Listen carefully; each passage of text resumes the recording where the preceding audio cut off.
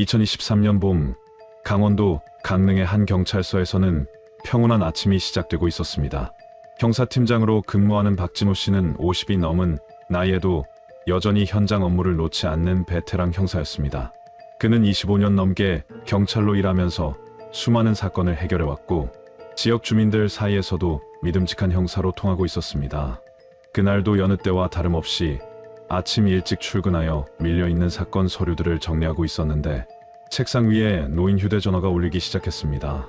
전화를 받은 박진호 씨의 표정이 순식간에 굳어졌습니다. 전화를 건 사람은 아들 박서준 씨의 대학 친구였는데 목소리에는 분명한 불안감이 묻어나고 있었습니다. 친구는 박서준 씨와 함께 라오스로 여행을 떠났던 정우현 씨의 가족으로부터 연락을 받았다고 했고 두 청년 모두 출국한 지 이틀이 지났는데도 전혀 연락이 닿지 않는다는 소식을 전했습니다.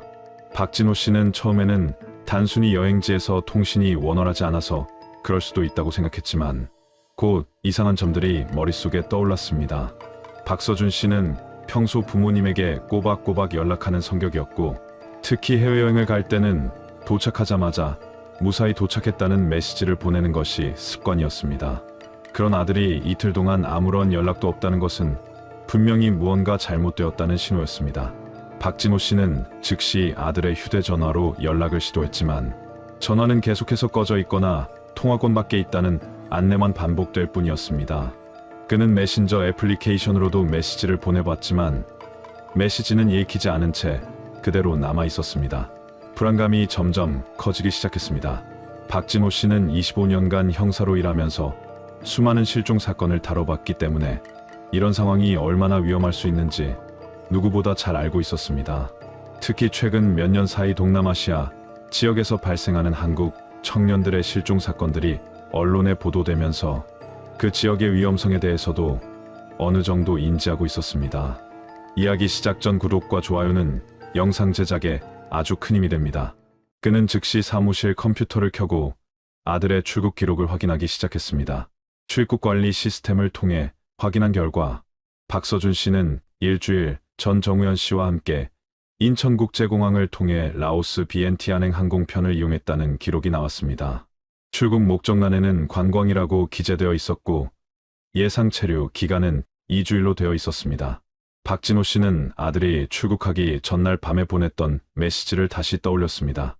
아들은 친구와 함께 라오스로 여행을 간다고 했고 여행도 하고 현지에서 일자리 정보도 알아볼 생각이라고 말했었습니다. 그 당시 박진호 씨는 아들의 계획을 크게 걱정하지 않았습니다. 23세 청년이 친구와 함께 해외여행을 가는 것은 요즘 시대의 흔한 일이었고 오히려 젊을 때 여러 경험을 쌓는 것이 중요하다고 생각했기 때문입니다. 하지만 지금 와서 생각해보니 아들이 출국 전날 밤 보냈던 마지막 메시지에는 뭔가 석연치 않은 구석이 있었습니다. 아들은 평소와 달리 진지한 어조로 다녀오면 꼭 하고 싶은 말이 있다고 했었는데 그때는 대수롭지 않게 넘겼던 그 말이 이제는 불길한 예감으로 다가왔습니다. 박진호 씨는 더 이상 혼자 고민할 수 없다고 판단하고 즉시 팀원들을 소집했습니다. 그는 상황을 설명하면서도 최대한 침착함을 유지하려고 애썼지만 목소리는 어쩔 수 없이 떨리고 있었습니다. 25년간 수많은 사건을 냉철하게 처리해온 베테랑 형사였지만 이번에는 자신의 아들이 연루된 일이었기에 평정심을 유지하기가 쉽지 않았습니다. 팀원들은 박진호 씨의 상황을 이해하고 즉시 협조에 나섰으며 가장 먼저 정우현 씨의 가족과 연락을 취하기 시작했습니다. 정우현 씨의 어머니는 전화를 받자마자 울먹이는 목소리로 상황을 설명했습니다. 그녀의 아들 역시 출국 이후 전혀 연락이 닿지 않고 있으며 마지막으로 받은 메시지는 라오스에 도착했다는 짧은 문자 한 통뿐이었다고 했습니다. 그 이후로는 전화도 메시지도 전혀 응답이 없었고 지인들을 통해 알아본 결과 두 청년이 라오스의 방비행이라는 지역으로 이동했다는 정보까지는 확인했지만 그 이후의 행적은 알 수 없다고 했습니다. 박진호 씨는 즉시 외교부와 연락을 취하여 해외 실종 신고를 접수했습니다. 담당 공무원은 절차에 따라 라오스 현지 경찰과 한국 대사관에 협조를 요청하겠다고 했지만 공식적인 루트를 통한 수사는 시간이 오래 걸릴 수 있다는 점도 함께 언급했습니다. 박진호 씨는 그 말을 듣는 순간 가슴이 철렁 내려앉았습니다. 형사로서의 경험과 직감이 말해주고 있었습니다. 이것은 단순한 여행 중 연락 두절이 아니라 훨씬 더 심각한 상황일 수 있다는 것을 말입니다. 그날 밤, 박진호 씨는 잠을 이룰 수가 없었습니다. 책상 앞에 앉아 아들의 사진을 바라보며 수없이 많은 생각들이 머릿속을 스쳐 지나갔습니다. 혹시 아들이 사고를 당한 것은 아닐까? 범죄에 휘말린 것은 아닐까? 아니면 더 끔찍한 일이 벌어진 것은 아닐까 하는 온갖 최악의 시나리오들이 떠올랐습니다. 그는 형사로서 수많은 실종 사건을 다뤄왔지만 정작 자신의 아들이 실종되었을 때는 어떻게 대처해야 할지 막막하기만 했습니다. 전문가로서의 이성과 아버지로서의 감정이 충돌하면서 그는 그 어느 때보다 무력감을 느꼈습니다. 박진호 씨는 아들이 출국하기 전날 밤에 보냈던 마지막 메시지를 다시 한번 꺼내어 읽어보기 시작했습니다. 휴대전화 화면에는 박서준 씨가 보낸 짧은 문장이 그대로 남아 있었고 그는 그 문장을 수십 번도 넘게 반복해서 읽었습니다. 아들은 다녀오면 꼭 하고 싶은 말이 있다고 했었는데 그 말이 무엇을 의미하는지 당시에는 깊이 생각해보지 않았던 것이 후회스러웠습니다. 평소 아들은 자신의 고민이나 걱정을 쉽게 드러내지 않는 성격이었기 때문에 그런 진지한 메시지를 보낸 것 자체가 심상치 않은 일이었습니다. 박진호 씨는 아들과 나눴던 마지막 통화 내용도 떠올려 보았습니다. 출국 이틀 전쯤 아들은 전화로 라오스 여행 계획에 대해 간단히 이야기했었는데 친구 정우현 씨와 함께 배낭여행을 하면서 현지의 일자리 시장도 둘러볼 생각이라고 말했었습니다. 대학을 졸업한 지 1년이 지났지만 아직 뚜렷한 진로를 정하지 못하고 있던 아들은 한국에서의 취업이 쉽지 않으니 해외에서의 기회도 알아보고 싶다는 이야기를 했었습니다. 당시 박진호 씨는 아들의 그런 계획을 응원했고 조심해서 다녀오라는 말과 함께 용돈을 보태주기까지 했습니다. 하지만 지금 와서 생각해보니 아들의 말투에는 뭔가 불안한 기색이 묻어나 있었던 것 같았습니다. 평소보다 목소리가 조금 떨리는 듯했고 말을 할 때마다 잠시씩 머뭇거리는 순간들이 있었습니다. 그때는 단순히 해외여행에 대한 긴장감이라고 생각했지만 이제 와서 돌이켜보니 그것은 무언가 다른 의미였을 수도 있다는 생각이 들었습니다. 박진호 씨는 자신이 아들의 신호를 제대로 읽어내지 못한 것에 대해 깊은 자책감을 느꼈습니다. 다음 날 아침, 박진호 씨는 경찰서에 출근하자마자 본격적으로 아들의 실종 사건을 조사하기 시작했습니다. 그는 먼저 정우현 씨의 가족을 직접 만나 더 자세한 이야기를 듣기로 했고 강릉에서 서울로 올라가 정 씨 가족의 집을 방문했습니다. 정우현 씨의 부모님은 박진호 씨를 보자마자 눈물을 흘리며 아들의 무사를 빌어달라고 간청했습니다. 두 집안 모두 자식이 실종된 상황에서 느끼는 불안과 공포는 똑같았고 그들은 서로를 위로하면서도 한편으로는 더욱 절망적인 기분을 감출 수 없었습니다. 정우현 씨의 어머니는 아들이 출국하기 며칠 전부터 평소와 다른 행동을 보였다고 증언했습니다. 평소 밝고 활발했던 아들이 갑자기 조용해지고 혼자 방에 틀어박혀 있는 시간이 많아졌으며 무언가 고민하는 듯한 표정을 자주 지었다는 것입니다. 어머니가 무슨 일이 있냐고 물어보면 아들은 아무것도 아니라고 대답했지만 그 표정에는 분명히 걱정이 가득했다고 했습니다. 또한 출국 전날 밤에는 방에서 누군가와 긴 통화를 했는데 목소리가 심각하게 들렸다는 이야기도 덧붙였습니다. 박진호 씨는 이러한 정보들을 종합하면서 점점 더 불길한 예감이 들기 시작했습니다. 두 청년이 단순한 여행 목적으로 라오스에 간 것이 아닐 수도 있다는 생각이 들었고 혹시 누군가에게 속아서 위험한 상황에 빠진 것은 아닌지 의심스러웠습니다. 최근 몇 년 사이 동남아시아 지역에서는 한국의 젊은이들을 대상으로 한 사기 범죄가 급증하고 있었고 특히 고수익 일자리를 미끼로 청년들을 유인한 뒤 불법적인 일에 동원하는 조직들이 활개를 치고 있다는 보고가 있었습니다. 박진호 씨는 즉시 경찰청 국제범죄수사대에 연락하여 도움을 요청했습니다. 그곳 담당자는 최근 라오스와 캄보디아 국경 지역에서 유사한 사건들이 여러 건 보고되고 있다는 정보를 공유해 주었습니다. 한국 청년들이 일자리를 구한다는 명목으로 현지에 갔다가 여권을 빼앗기고 불법 도박 사이트나 보이스피싱 조직에 강제로 동원되는 사례가 증가하고 있으며 일부는 탈출을 시도하다가 폭행을 당하거나 심지어 생명을 잃는 경우도 있다는 충격적인 내용이었습니다. 이러한 정보를 들은 박진호 씨는 더 이상 시간을 지체할 수 없다고 판단했습니다.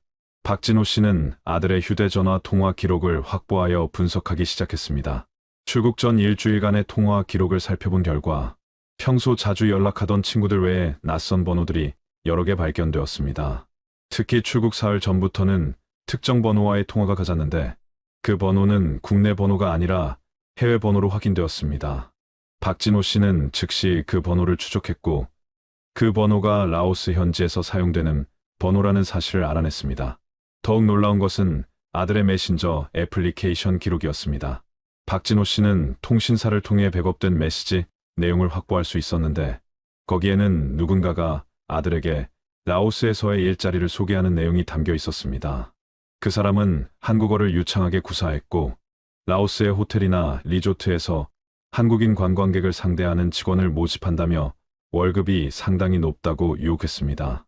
아들은 처음에는 의심스러워하는 반응을 보였지만 상대방이 계속해서 설득하자 점차 관심을 보이기 시작했고 결국 친구 정우현 씨와 함께 현지에 가서 직접 확인해 보기로 결정한 것으로 보였습니다.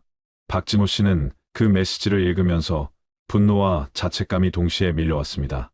아들이 자신에게 이런 이야기를 먼저 상의했더라면 이런 일을 막을 수 있었을 텐데 왜 아들은 혼자서 결정을 내린 것일까 하는 안타까움이 컸습니다. 동시에 아들을 그런 위험한 상황으로 몰아넣은 사기꾼들에 대한 분노가 치밀어 올랐습니다. 그는 반드시 아들을 찾아내고 이런 범죄를 저지른 자들을 법의 심판대에 세우겠다고 다짐했습니다. 박진호 씨는 외교부를 통해 정식 공조 수사를 요청했지만 절차상 상당한 시간이 소요될 것이라는 답변을 들었습니다. 라오스 정부와의 공식 채널을 통해 접조를 요청하고 현지 경찰과의 조율을 거쳐 수사를 시작하기까지는 최소 일주일에서 열흘 정도가 걸릴 수 있다는 것이었습니다. 하지만 박진호 씨는 그렇게 오래 기다릴 수 없었습니다.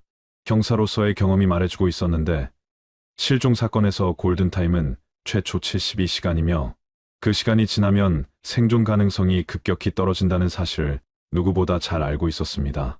아들이 실종된 지 이미 사흘이 지났고 공식 절차를 기다리다가는 더욱 귀중한 시간을 허비하게 될 것이 분명했습니다. 박진호 씨는 고민 끝에 직접 라오스로 가기로 결심했습니다. 그는 경찰서장을 찾아가 상황을 설명하고 일주일간의 긴급 휴가를 신청했습니다. 서장은 박진호 씨의 처지를 이해하면서도 혼자 외국으로 가는 것이 얼마나 위험할 수 있는지 걱정스러운 표정을 감추지 못했습니다.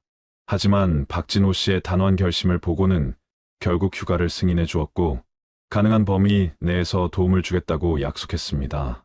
박진호 씨는 집으로 돌아와 급하게 여행 가방을 꾸리기 시작했습니다. 그의 아내는 남편이 혼자 낯선 나라로 떠나는 것을 극구 만류했지만 박진호 씨의 의지를 꺾을 수는 없었습니다. 그는 아내에게 반드시 아들을 찾아 함께 돌아오겠다고 약속했고 아내는 눈물을 흘리며 남편의 무사귀환을 빌었습니다. 박진호 씨는 여권과 최소한의 옷까지 그리고 현금과 신용카드를 챙겼습니다. 또한 아들의 사진 여러 장과 출국 전 통화했던 수상한 번호들의 기록, 메신저 대화 내용을 출력한 자료들도 함께 준비했습니다. 다음 날 새벽, 박진호 씨는 인천국제공항으로 향했습니다. 비행기 탑승 수속을 밟으면서 그는 묘한 감정에 휩싸였습니다. 불과 일주일 전 이 공항에서 아들도 같은 절차를 거쳐 라오스행 비행기를 탔을 것이라는 생각이 들자 그때 아들의 마음은 어떠했을까 하는 궁금증이 생겼습니다. 설렘과 기대감으로 가득했을까? 아니면 불안과 두려움을 느끼고 있었을까 하는 생각들이 머릿속을 맴돌았습니다. 박진호 씨는 출국 게이트 앞에 서서 잠시 멈춰섰고 마음속으로 다짐했습니다. 그는 이번 여정이 단순한 수색 작전이 아니라 아버지로서 해야 할 마지막 의무라고 생각했습니다. 20년 넘게 형사로 일하면서 수많은 가족들의 눈물을 보아왔고 실종된 가족을 찾지 못해 평생을 고통 속에 살아가는 사람들을 많이 목격했습니다. 이제 자신이 그런 가족의 입장이 되었고 그 어떤 장애물이 있더라도 반드시 아들을 찾아내야 한다는 절박함이 온몸을 지배했습니다. 그는 스스로에게 되뇌었습니다. 아버지니까 내가 직접 찾아야 한다고 누구도 나만큼 절실하게 아들을 찾을 수 없다고 말입니다. 비행기는 정오쯤 인천을 출발하여 오후 늦게 라오스의 수도 비엔티안에 도착했습니다. 박진호 씨는 비행기 안에서 내내 긴장한 상태로 있었고 잠시도 눈을 붙이지 못했습니다. 머릿속으로는 계속해서 앞으로의 계획을 세우고 있었습니다. 먼저 한국 대사관을 방문하여 현지 상황에 대한 정보를 얻고 라오스 경찰과의 접촉 방법을 알아볼 생각이었습니다. 또한 아들이 마지막으로 연락했다는 방비행 지역으로 이동하여 직접 발로 뛰며 단서를 찾을 계획이었습니다. 비엔티안 공항에 도착하자마자 박진호 씨는 현지의 무더운 날씨에 숨이 막힐 것 같았지만 그런 것에 신경 쓸 여유가 없었습니다. 그는 공항을 빠져나와 곧장 택시를 잡아타고 한국 대사관으로 향했습니다. 대사관 영사부 직원들은 박진호 씨를 맞이하며 실종 사건에 대해 이미 보고를 받았다고 말했습니다. 그들은 현재까지 파악된 정보를 공유해 주었는데 박서준 씨와 정우현 씨가 비엔티안에 도착한 후 이틀간 시내의 한 저렴한 게스트하우스에 머물렀다는 사실까지는 확인되었다고 했습니다. 하지만 그 이후 두 청년이 방비행으로 이동했다는 정보 이외에는 구체적인 행적을 파악하기 어려운 상황이라고 설명했습니다. 영사는 박진호 씨에게 현지 경찰과의 협조가 쉽지 않을 수 있다는 점을 경고했습니다. 라오스는 아직 수사 시스템이 체계적이지 않고 특히 외국인 관련 사건의 경우 적극적으로 나서지 않는 경향이 있다는 것이었습니다. 또한 국경 지역으로 갈수록 치안이 불안정하고 불법 조직들의 활동이 활발하기 때문에 각별히 조심해야 한다는 당부도 잊지 않았습니다. 박진호 씨는 대사관에서 얻은 정보를 바탕으로 즉시 방비행으로 이동하기로 결정했습니다. 방비행은 비엔티안에서 북쪽으로 약 4시간 거리에 있는 작은 관광 도시로 젊은 배낭여행객들이 많이 찾는 곳이라고 했습니다. 하지만 최근에는 이곳을 거점으로 불법 인력 브로커들이 활동하고 있다는 정보도 있었습니다. 박진호 씨는 대사관 직원의 도움으로 현지 가이드를 소개받았고 그 가이드와 함께 방비행으로 향하는 버스에 올랐습니다. 버스는 좁고 울퉁불퉁한 산길을 따라 천천히 이동했습니다. 창밖으로 보이는 라오스의 풍경은 아름다웠지만 박진호 씨는 그런 것을 감상할 마음의 여유가 전혀 없었습니다. 그의 머릿속에는 오직 아들을 찾아야 한다는 생각뿐이었습니다. 버스가 산길을 오르내릴 때마다 차체가 심하게 흔들렸고 승객들은 불편한 좌석에서 몸을 이리저리 움직였지만 박진호 씨는 창밖을 바라보며 꼼짝도 하지 않았습니다. 가이드는 몇 번이나 말을 걸어보려 했지만 박진호 씨의 굳은 표정을 보고는 침묵을 지켰습니다. 해가 지고 어둠이 내리기 시작할 무렵 버스는 마침내 방비행에 도착했습니다. 박진호 씨는 버스에서 내려 주변을 둘러보았습니다. 거리에는 서양인 배낭여행객들과 현지인들이 뒤섞여 북적거리고 있었고 저렴한 숙소와 음식점, 술집들이 즐비하게 늘어서 있었습니다. 이곳이 바로 아들이 마지막으로 머물렀다는 곳이었습니다. 박진호 씨는 가이드와 함께 아들이 묵었다는 게스트하우스를 찾아 나섰습니다. 어둠 속을 걸으면서 그는 마음속으로 아들에게 말을 걸었습니다. 조금만 기다리라고, 아버지가 이제 곧 찾아낼 것이라고 말입니다. 박진호 씨와 가이드는 대사관에서 제공받은 주소를 따라 방비행의 한 골목 안쪽에 위치한 작은 게스트하우스를 찾아갔습니다. 건물은 낡고 초라했으며 간판에 페인트가 벗겨져 있어 언제 지어진 곳인지조차 알 수 없을 정도였습니다. 박진호 씨는 가슴이 두근거리는 것을 느끼며 게스트하우스의 문을 열고 들어갔습니다. 안에는 작은 카운터가 있었고 현지인으로 보이는 중년 남성이 낡은 의자에 앉아 텔레비전을 보고 있었습니다. 가이드가 라오스어로 말을 건네자 그 남성은 느릿하게 고개를 돌려 박진호 씨를 바라보았습니다. 박진호 씨는 준비해온 아들의 사진을 꺼내 게스트하우스 직원에게 보여주었습니다. 사진 속에는 박서준 씨와 정우현 씨가 함께 찍힌 모습이 담겨 있었고 두 청년은 밝게 웃고 있었습니다. 직원은 사진을 유심히 들여다보더니 천천히 고개를 끄덕였습니다. 그는 이 두 명의 한국 청년이 분명히 며칠 전 이곳에 묵었다고 확인해 주었습니다. 박진호 씨의 심장이 더욱 빠르게 뛰기 시작했고 그는 가이드를 통해 더 자세한 정보를 물어보기 시작했습니다. 직원은 두 청년이 이틀 정도 이곳에 머물렀으며 체크아웃할 때 특별히 이상한 점은 없었다고 말했습니다. 하지만 직원이 덧붙인 말이 박진호 씨의 불안을 더욱 증폭시켰습니다. 직원은 두 청년이 체크아웃하기 전날 저녁 현지인 한 명이 찾아와 그들과 오랫동안 이야기를 나누었다고 했습니다. 그 현지인은 한국어를 어느 정도 구사했으며 세 사람은 게스트하우스 앞 테라스에 앉아 1시간 넘게 진지한 대화를 나누었다고 합니다. 직원은 그때 대화 내용을 정확히 듣지는 못했지만 분위기로 봐서는 일자리나 사업에 관한 이야기를 하는 것 같았다고 증언했습니다. 그리고 다음 날 아침 두 청년은 그 현지인과 함께 게스트하우스를 떠났다는 것이었습니다. 박진호 씨는 그 현지인에 대해 더 자세히 묻기 시작했습니다. 직원은 그 사람이 이 지역에서 가끔 보이는 인물이며 외국인 여행객들에게 일자리를 소개해주는 일종의 브로커 역할을 한다고 설명했습니다. 하지만 직원의 표정에는 불편한 기색이 역력했고 그는 조심스럽게 말을 이어갔습니다. 그 브로커는 주로 캄보디아 쪽에서 일자리를 소개한다고 하는데 실제로 그를 따라간 사람들 중 몇몇은 나중에 문제가 생겼다는 소문이 있다는 것이었습니다. 어떤 이들은 약속된 일자리와 전혀 다른 곳에서 일하게 되었고 어떤 이들은 돌아오지 못했다는 이야기도 들린다고 했습니다. 박진호 씨는 그 말을 듣는 순간 온몸에 소름이 돋았습니다. 아들이 바로 그런 위험한 상황에 빠진 것이 분명했습니다.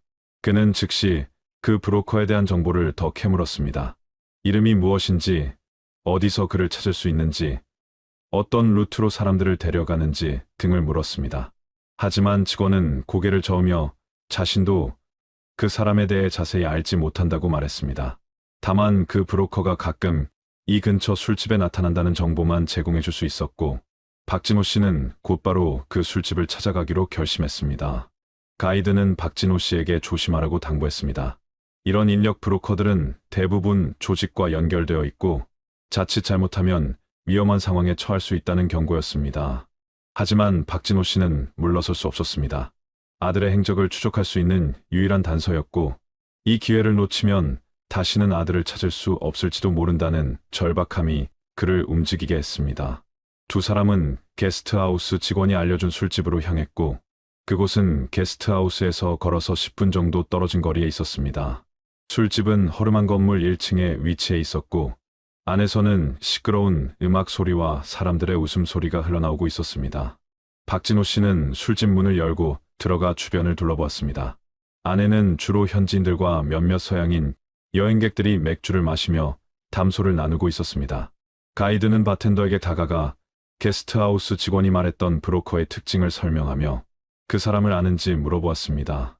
바텐더는 잠시 망설이더니 오늘은 그 사람이 오지 않았다고 대답했습니다. 하지만 보통 이 시간대에 자주 나타나니 조금 기다려보면 올 수도 있다는 말을 덧붙였습니다. 박진호 씨는 술집 구석 테이블에 앉아 기다리기 시작했습니다.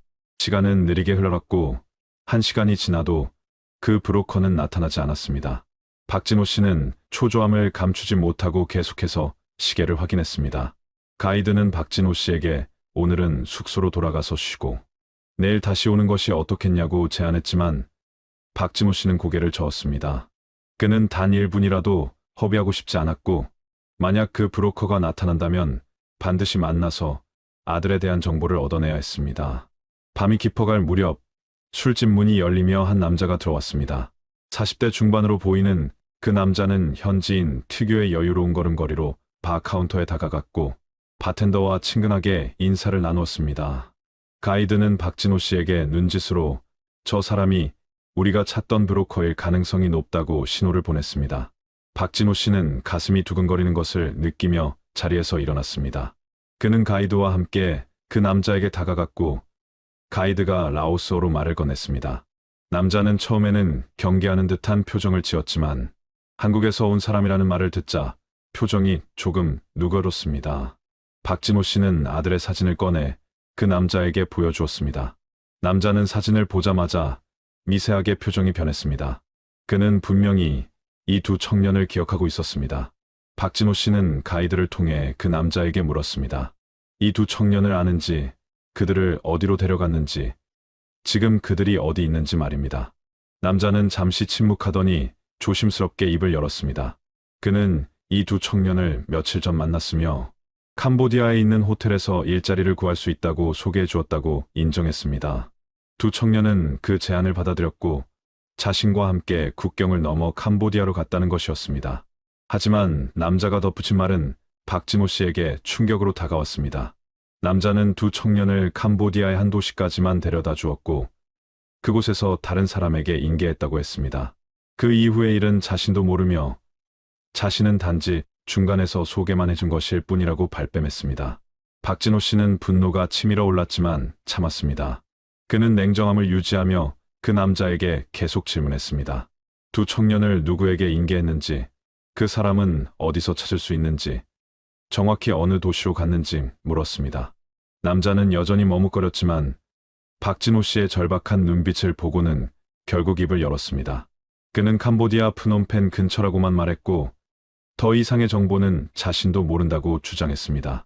박진호 씨는 그날 밤 거의 잠을 이루지 못했습니다. 방비행의 한 저렴한 숙소에 짐을 풀고 침대에 누웠지만 머릿속은 온통 아들 생각뿐이었습니다.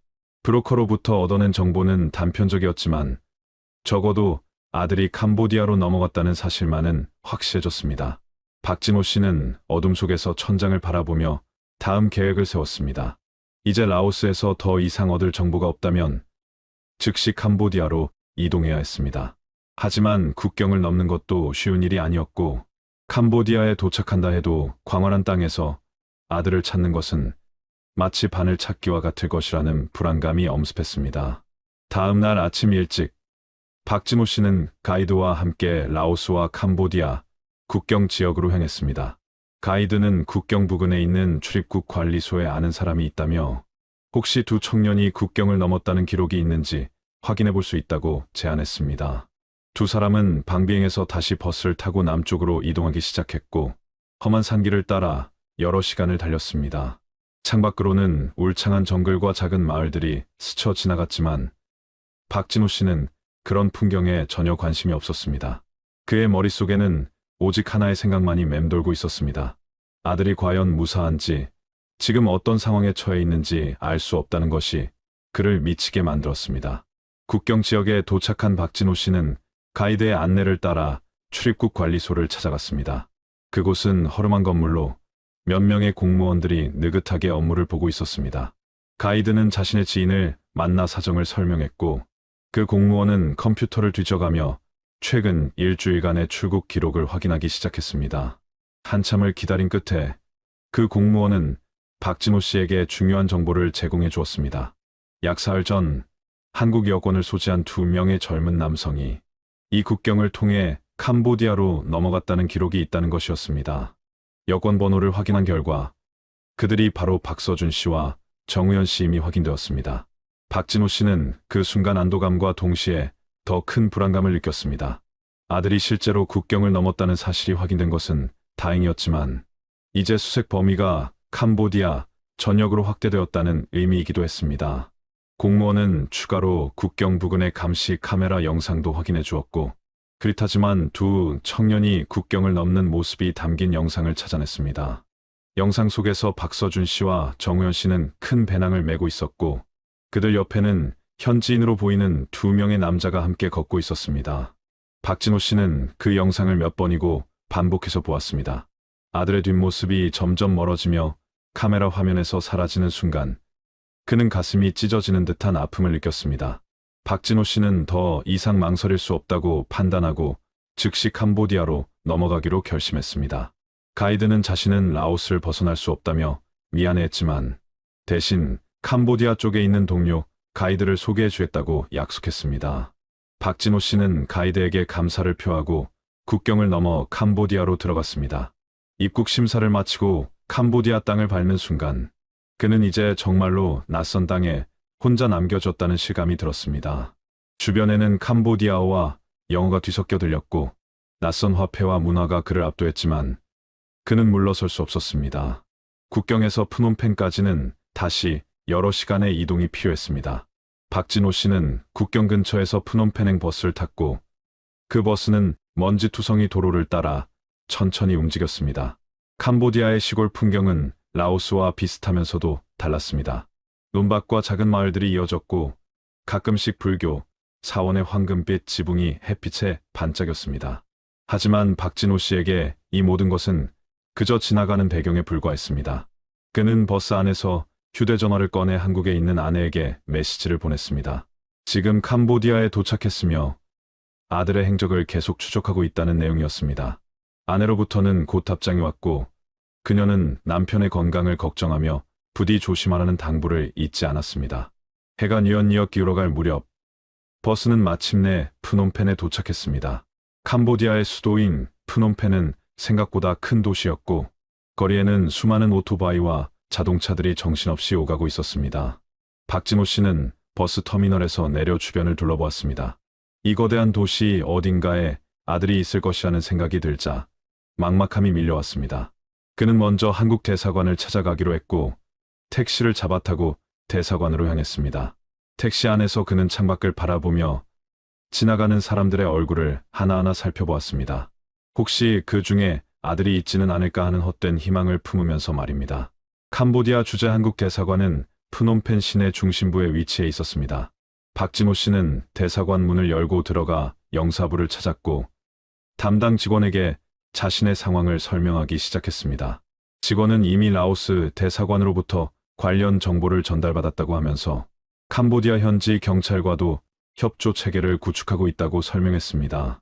하지만 캄보디아의 치안 상황은 라오스보다 더 복잡하고 특히 불법 조직들이 활개를 치는 지역이 많아 수사가 쉽지 않을 것이라는 경고도 함께 들려주었습니다. 최근 몇 달 사이 한국 청년들이 일자리를 미끼로 유인되어 인신매매나 강제, 노동에 동원되는 사건이 급증하고 있다는 충격적인 정보도 공유되었습니다. 박진호 씨는 대사관 직원으로부터 현지 경찰서의 연락처와 신뢰할 수 있는 통역사의 정보를 받았습니다. 그는 즉시 그 경찰서로 향했고 그곳에서 외국인 사건을 담당하는 형사를 만났습니다. 캄보디아 형사는 영어로 대화했는데 박진호 씨의 영어 실력이 완벽하지 않아 통역사의 도움을 받아야 했습니다.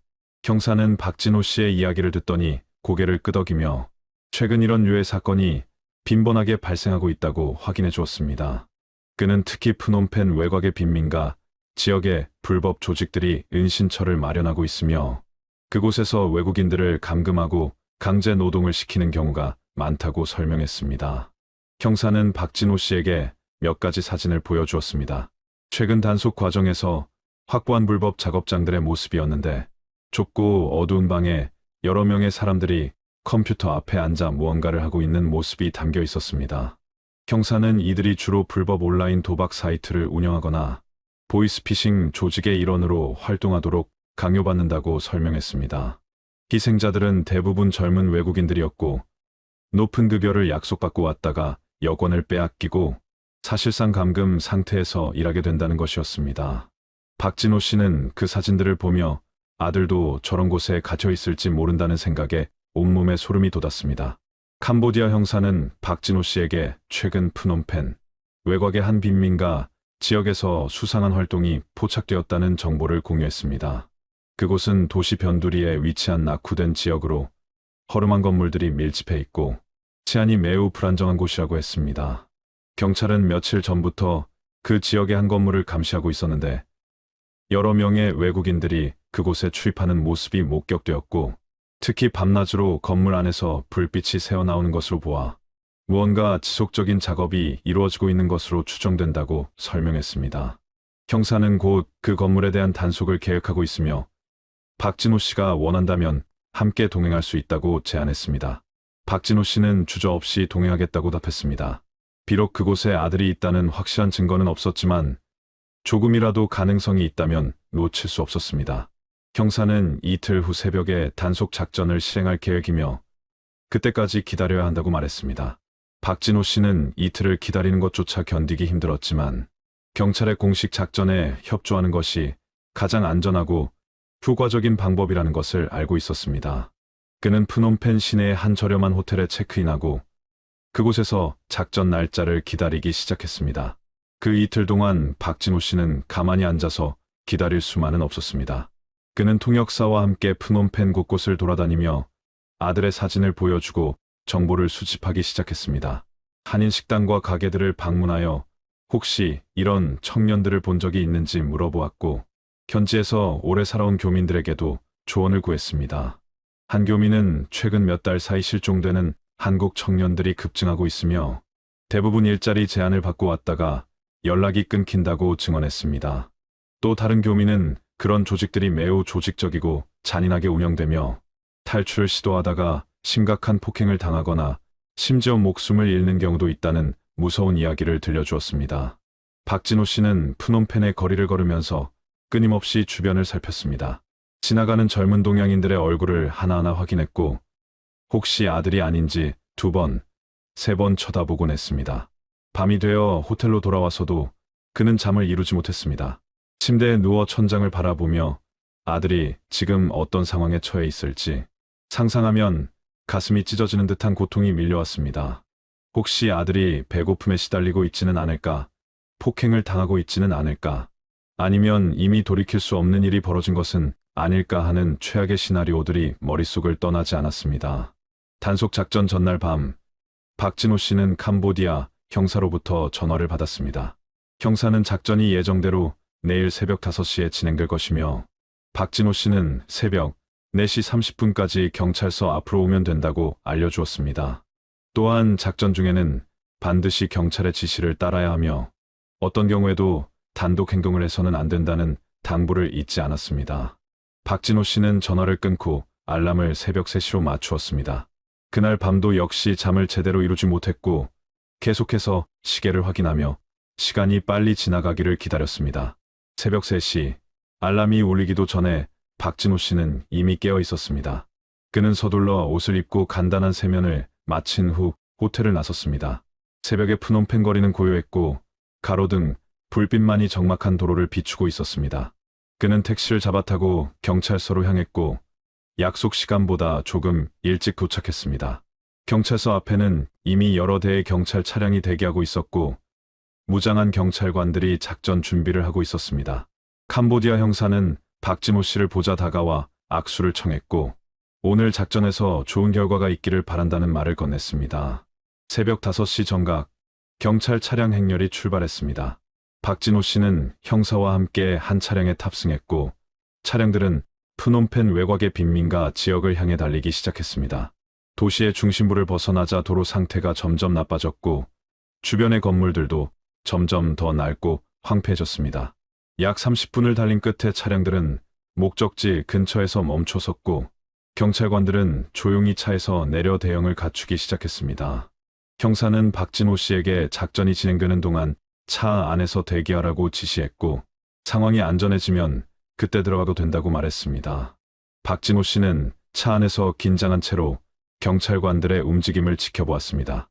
경찰관들은 무전기로 소통하며 조심스럽게 목표 건물에 접근하기 시작했습니다. 그 건물은 3층짜리 낡은 콘크리트 건물로 창문에는 커튼이 드리워져 있어 안이 보이지 않았지만 희미한 불빛이 새어나오고 있었습니다. 경찰관들이 건물 입구에 도착하자 지휘관의 신호와 함께 일제히 문을 부수고 안으로 돌입했습니다. 고지어 건물 안에서 비명 소리와 고함 소리가 들려왔고 몇 분간의 혼란이 이어졌습니다. 박진호 씨는 차 안에서 두 손을 꼭 쥔 채 숨을 죽이고 상황을 지켜보았습니다. 10여 분이 지나자 형사가 차로 다가왔고 박진호 씨에게 이제 들어가도 된다는 신호를 보냈습니다. 박진호 씨는 재빨리 차에서 내려 건물로 향했습니다. 건물 입구에는 여러 명의 사람들이 경찰에 의해 제압되어 있었고 그들은 대부분 현지인들이었습니다. 박진호 씨는 형사를 따라 건물 안으로 들어갔고 2층으로 올라가는 좁은 계단을 통해 작업장이 있는 방으로 향했습니다. 방 안에 들어서자 그는 충격적인 광경을 목격했습니다. 좁은 방 안에는 10여 개의 컴퓨터가 설치되어 있었고 여러 명의 젊은 외국인들이 지친 표정으로 앉아 있었습니다. 박진호 씨는 급하게 그들의 얼굴을 하나하나 살펴보기 시작했습니다. 하지만 그 중에는 아들의 모습이 보이지 않았습니다. 실망감이 밀려왔지만 그는 포기하지 않고 방 구석구석을 살펴보았습니다. 그때 형사가 박진호 씨를 부르며 무언가를 가리켰습니다. 방 한쪽 구석 책상 위에 놓인 물건들 중에 한국어가 적힌 작은 종이 조각이 있었습니다. 박진호 씨는 그 종이를 집어들었고 그것이 메모지에 급하게 휘갈겨 쓴 한국어 문장임을 알아보았습니다. 거기에는 도와달라는 절박한 메시지와 함께 이름이 적혀 있었는데 그중 하나가 바로 박서준이라는 이름이었습니다. 박진호 씨의 손이 떨리기 시작했습니다. 아들이 분명히 이곳에 있었다는 증거였습니다. 그는 형사에게 이 종이를 보여주며 아들이 여기 있었다고 외쳤습니다. 형사는 즉시 구조된 사람들을 신문하기 시작했고 그들 중 한 명이 입을 열었습니다. 그 사람은 베트남 출신의 청년이었는데 영어로 며칠 전까지 한국인 2명이 이곳에 있었다고 증언했습니다. 하지만 경찰의 단속 정보가 새어나가자 조직원들이 급하게 그들을 다른 장소로 이동시켰다는 것이었습니다. 그 베트남 청년은 정확한 장소는 모르지만 프놈펜 북쪽 외곽의 다른 건물로 옮겨졌다는 이야기를 들었다고 말했습니다. 박진호 씨는 그 증언을 듣는 순간 희망과 절망이 교차하는 복잡한 감정에 휩싸였습니다. 아들이 여전히 살아있다는 확신을 얻었지만 동시에 그를 찾기가 더욱 어려워졌다는 현실도 직면해야 했습니다. 형사는 박진호 씨를 진정시키며 구조된 사람들로부터 더 많은 정보를 얻어내겠다고 약속했습니다. 경찰은 현장에서 발견된 서류들과 컴퓨터 자료들을 압수했고 조직의 운영 방식과 다른 거점들에 대한 단서를 찾기 위해 분석에 들어갔습니다. 박진호 씨는 그 작업장 안을 계속 살펴보다가 책상 서랍 안에서 작은 열쇠고리를 발견했습니다. 그것은 아들이 고등학교 때부터 가지고 다니던 것으로 가족 사진이 들어있는 열쇠고리였습니다. 박진호 씨는 그 열쇠고리를 손에 쥐고 눈물을 흘렸습니다. 이것은 아들이 여기 있었다는 명백한 증거였고 아들이 이런 끔찍한 환경에서 고통받았다는 사실을 확인시켜주는 물건이었습니다.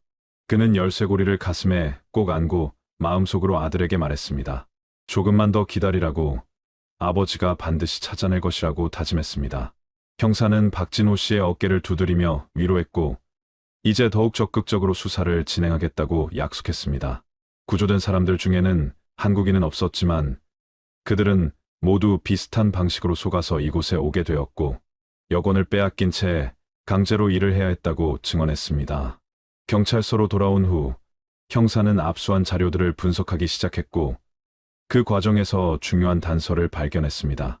컴퓨터에 저장된 메시지 기록 중에 조직원들끼리 주고받은 대화가 있었는데 거기에는 한국인 2명을 북쪽 거점으로 이동시켰다는 내용이 포함되어 있었습니다. 또한 그곳의 대략적인 위치를 짐작할 수 있는 지명도 언급되어 있었습니다. 형사는 즉시 그 지역을 담당하는 지방 경찰서에 연락을 취했고 협조를 요청했습니다. 하지만 그 지역은 프놈펜에서 차로 3시간 이상 떨어진 외진 곳으로 경찰 인력도 부족하고 조직 범죄가 만연한 위험 지역이라는 답변을 받았습니다. 박진호 씨는 위험을 무릅쓰고라도 그곳에 가겠다고 주장했습니다. 형사는 처음에는 만류했지만 박진호 씨의 단호한 의지를 꺾을 수 없었습니다. 결국 형사는 소규모 팀을 구성하여 함께 그 지역으로 가기로 결정했습니다. 그들은 다음 날 새벽 일찍 출발하기로 했고 박진호 씨는 그날 밤 호텔로 돌아가 짐을 정리하고 최소한의 휴식을 취하려고 했습니다. 하지만 역시 잠은 오지 않았고 그는 밤새 아들의 사진을 바라보며 무사하기를 기도했습니다. 한국에 있는 아내에게도 전화를 걸어 상황을 설명했고 아내는 울먹이는 목소리로 남편과 아들 모두의 안전을 빌었습니다. 다음 날 새벽 박진호 씨는 경찰팀과 함께 프놈펜을 출발했습니다. 그들은 2대의 차량에 나눠 타고 북쪽으로 향했고 도시를 벗어나자 도로는 점점 더 좁고 험해졌습니다. 주변은 울창한 숲과 논밭으로 이루어져 있었고 가끔씩 작은 마을들이 나타났다가 사라졌습니다.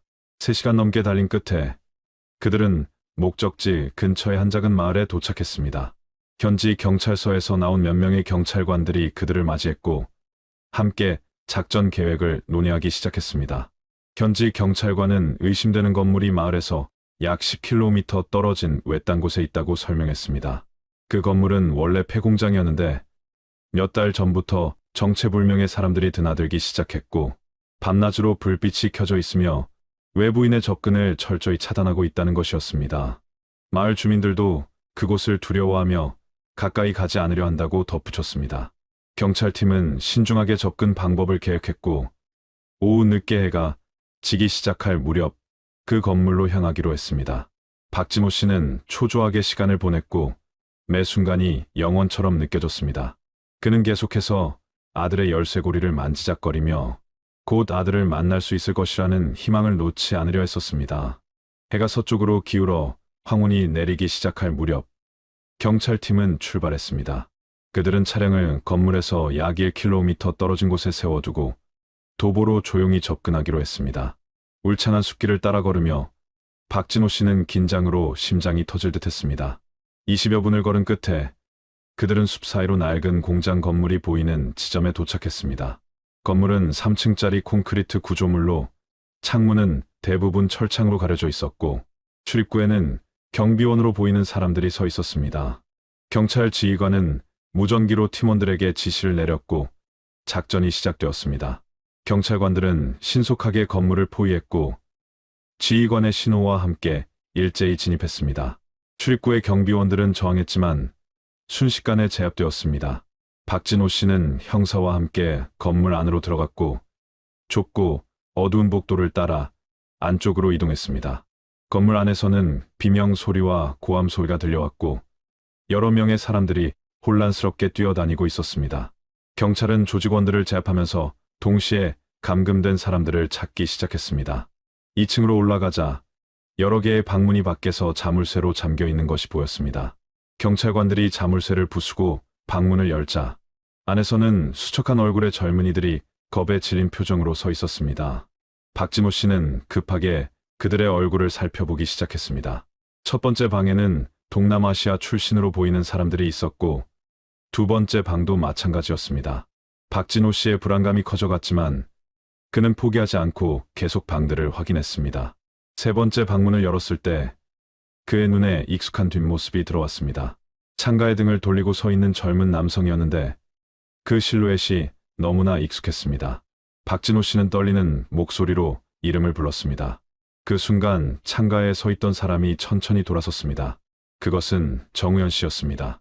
정우현 씨는 박진호 씨를 보자마자 눈물을 터뜨리며 그에게 달려왔습니다. 그는 심하게 수척해져 있었고 얼굴에는 멍 자국이 여러 개 있었습니다. 영양실조로 인해 제대로 서 있기도 힘들어 보였지만 그는 박진호 씨의 손을 꼭 붙잡았습니다. 박진호 씨는 정우현 씨를 부축하며 물었습니다. 서준이는 어디 있냐고, 함께 있지 않냐고 급하게 물었습니다. 정우현 씨는 눈물을 흘리며 대답하기 시작했습니다. 그는 며칠 전 경찰이 온다는 소식을 들은 조직원들이 급하게 일부 사람들을 다른 곳으로 이동시켰다고 말했습니다. 정우현 씨는 울먹이며 계속 이야기했습니다. 그때 조직원들이 몇 명을 선별하여 데려가려 했는데 박서준 씨가 자신을 대신해서 가겠다고 자원했다는 것이었습니다. 서준 씨는 정우현 씨에게 여기 남아있으면 경찰이 구조해 줄 것이라고 말하며 자신은 괜찮을 테니 걱정하지 말라고 했다는 것입니다. 정우현 씨는 박진호 씨의 손을 더욱 세게 잡으며 말했습니다. 서준이가 자신을 먼저 밖으로 밀어냈고 덕분에 자신은 살아남을 수 있었지만 서준이는 끌려갔다고, 그리고 서준이가 분명히 아직 살아있을 것이라고 확신한다고 말했습니다. 박진호 씨는 정우현 씨의 이야기를 들으며 눈가가 뜨거워지는 것을 느꼈습니다.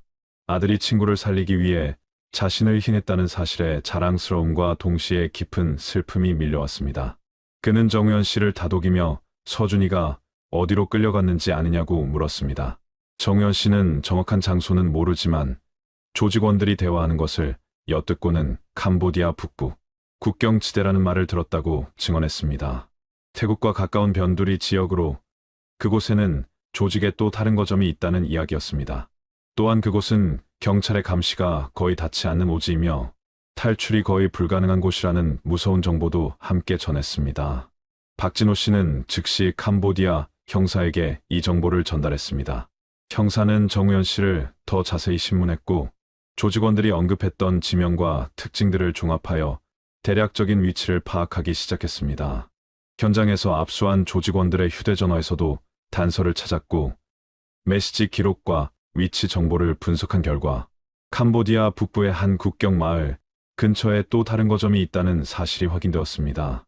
형사는 박진호 씨에게 그곳까지 가려면 다시 프놈펜으로 돌아가서 북쪽으로 이동해야 하며 최소 하루 이상의 시간이 걸릴 것이라고 설명했습니다. 또한 그 지역은 매우 위험하여 충분한 경찰 병력을 동원해야 한다고 덧붙였습니다. 하지만 박진호 씨는 단 한 시간도 지체할 수 없다고 주장했습니다. 아들이 그곳에 있다는 확신이 들었고 지금 이 순간에도 아들이 고통받고 있을 것이라는 생각에 가만히 있을 수 없었습니다. 형사는 박진호 씨의 절박함을 이해했지만 무모하게 행동해서는 안 된다고 설득했습니다. 결국 그들은 구조된 사람들을 안전한 곳으로 이송한 후 즉시 프놈펜으로 돌아가 추가 작전을 계획하기로 합의했습니다. 정우현 씨는 병원으로 이송되어 치료를 받게 되었고 박진호 씨는 그에게 걱정하지 말라며 반드시 서준이를 찾아내겠다고 약속했습니다. 그날 밤 프놈펜으로 돌아오는 차 안에서 박진호 씨는 정우현 씨에게 들은 이야기를 계속 되새겼습니다. 아들이 친구를 구하기 위해 자신을 희생했다는 사실은 그에게 큰 위안이 되기도 했지만 동시에 더욱 큰 책임감을 느끼게 했습니다. 아들은 위기의 순간에도 타인을 먼저 생각하는 용기를 보였고 이제 아버지로서 그런 아들을 반드시 구해내야 한다는 사명감이 온몸을 지배했습니다. 박진호 씨는 차창 밖을 바라보며 어둠 속에서 마음속으로 아들에게 말을 걸었습니다. 조금만 더 버티라고, 아버지가 반드시 찾아갈 테니 포기하지 말라고 간절히 기도했습니다. 프놈펜에 도착한 후 경찰은 즉시 북부 국경지대로 가는 작전을 준비하기 시작했습니다. 하지만 그 지역이 워낙 오지이고 위험한 곳이라 충분한 인력과 장비를 갖추는데 시간이 필요했습니다. 형사는 박진호 씨에게 최소 이틀은 기다려야 한다고 말했습니다. 박진호 씨는 초조함을 감출 수 없었지만 제대로 된 작전 없이 무모하게 움직이는 것이 오히려 아들을 더 위험에 빠뜨릴 수 있다는 것을 이해했습니다. 그는 호텔로 돌아가 잠시 휴식을 취하려 했지만 역시 잠은 오지 않았습니다. 그는 밤새 아들의 사진을 바라보며 무사하기를 빌었고 한국에 있는 아내와도 통화하여 상황을 공유했습니다. 이틀 후 드디어 북부 국경지대로 향하는 날이 왔습니다. 경찰은 10여 명의 특수부대 대원들을 포함한 대규모 팀을 편성했고 박진호 씨도 그들과 함께 출발했습니다. 프놈펜에서 북쪽으로 6시간 넘게 차를 타고 이동했고 도로는 점점 더 험해졌습니다. 포장도로가 끝나고 비포장 산길이 이어졌으며 주변은 울창한 정글로 둘러싸여 있었습니다. 가끔씩 작은 마을이 나타났지만 그곳의 주민들은 낯선 이들을 경계하는 눈빛으로 바라보았습니다.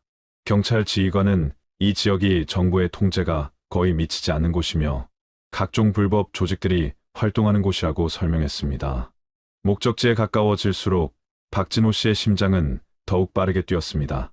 정유현 씨가 말했던 위치 정보와 조직원들의 휴대전화에서 추출한 데이터를 종합하여 경찰은 국경 마을에서 약 5km 떨어진 곳에 의심되는 건물이 있다는 것을 파악했습니다. 해가 지기 시작할 무렵 경찰팀은 목표 지점 근처에 도착했고 차량을 숲속에 숨긴 후 도보로 접근하기 시작했습니다. 박진호 씨는 특수부대원들과 함께 조심스럽게 숲길을 따라 걸었고 약 30분을 이동한 끝에 나무 사이로 건물이 보이기 시작했습니다. 그 건물은 2층짜리 콘크리트 구조물로 주변에 높은 담장이 둘러쳐져 있었고 입구에는 무장한 경비원들이 서 있었습니다. 경찰은 건물을 포위하고 작전 개시를 준비했습니다. 지휘관은 무전기로 각 팀에게 지시를 내렸고 모든 준비가 완료되자 신호와 함께 일제히 돌입했습니다. 총성이 울려 퍼졌고 경비원들과 경찰 사이에 치열한 교전이 벌어졌습니다.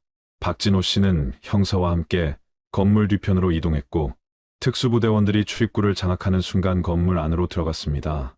안은 어둡고 복잡한 구조였으며 여러 개의 방문들이 복도를 따라 늘어서 있었습니다.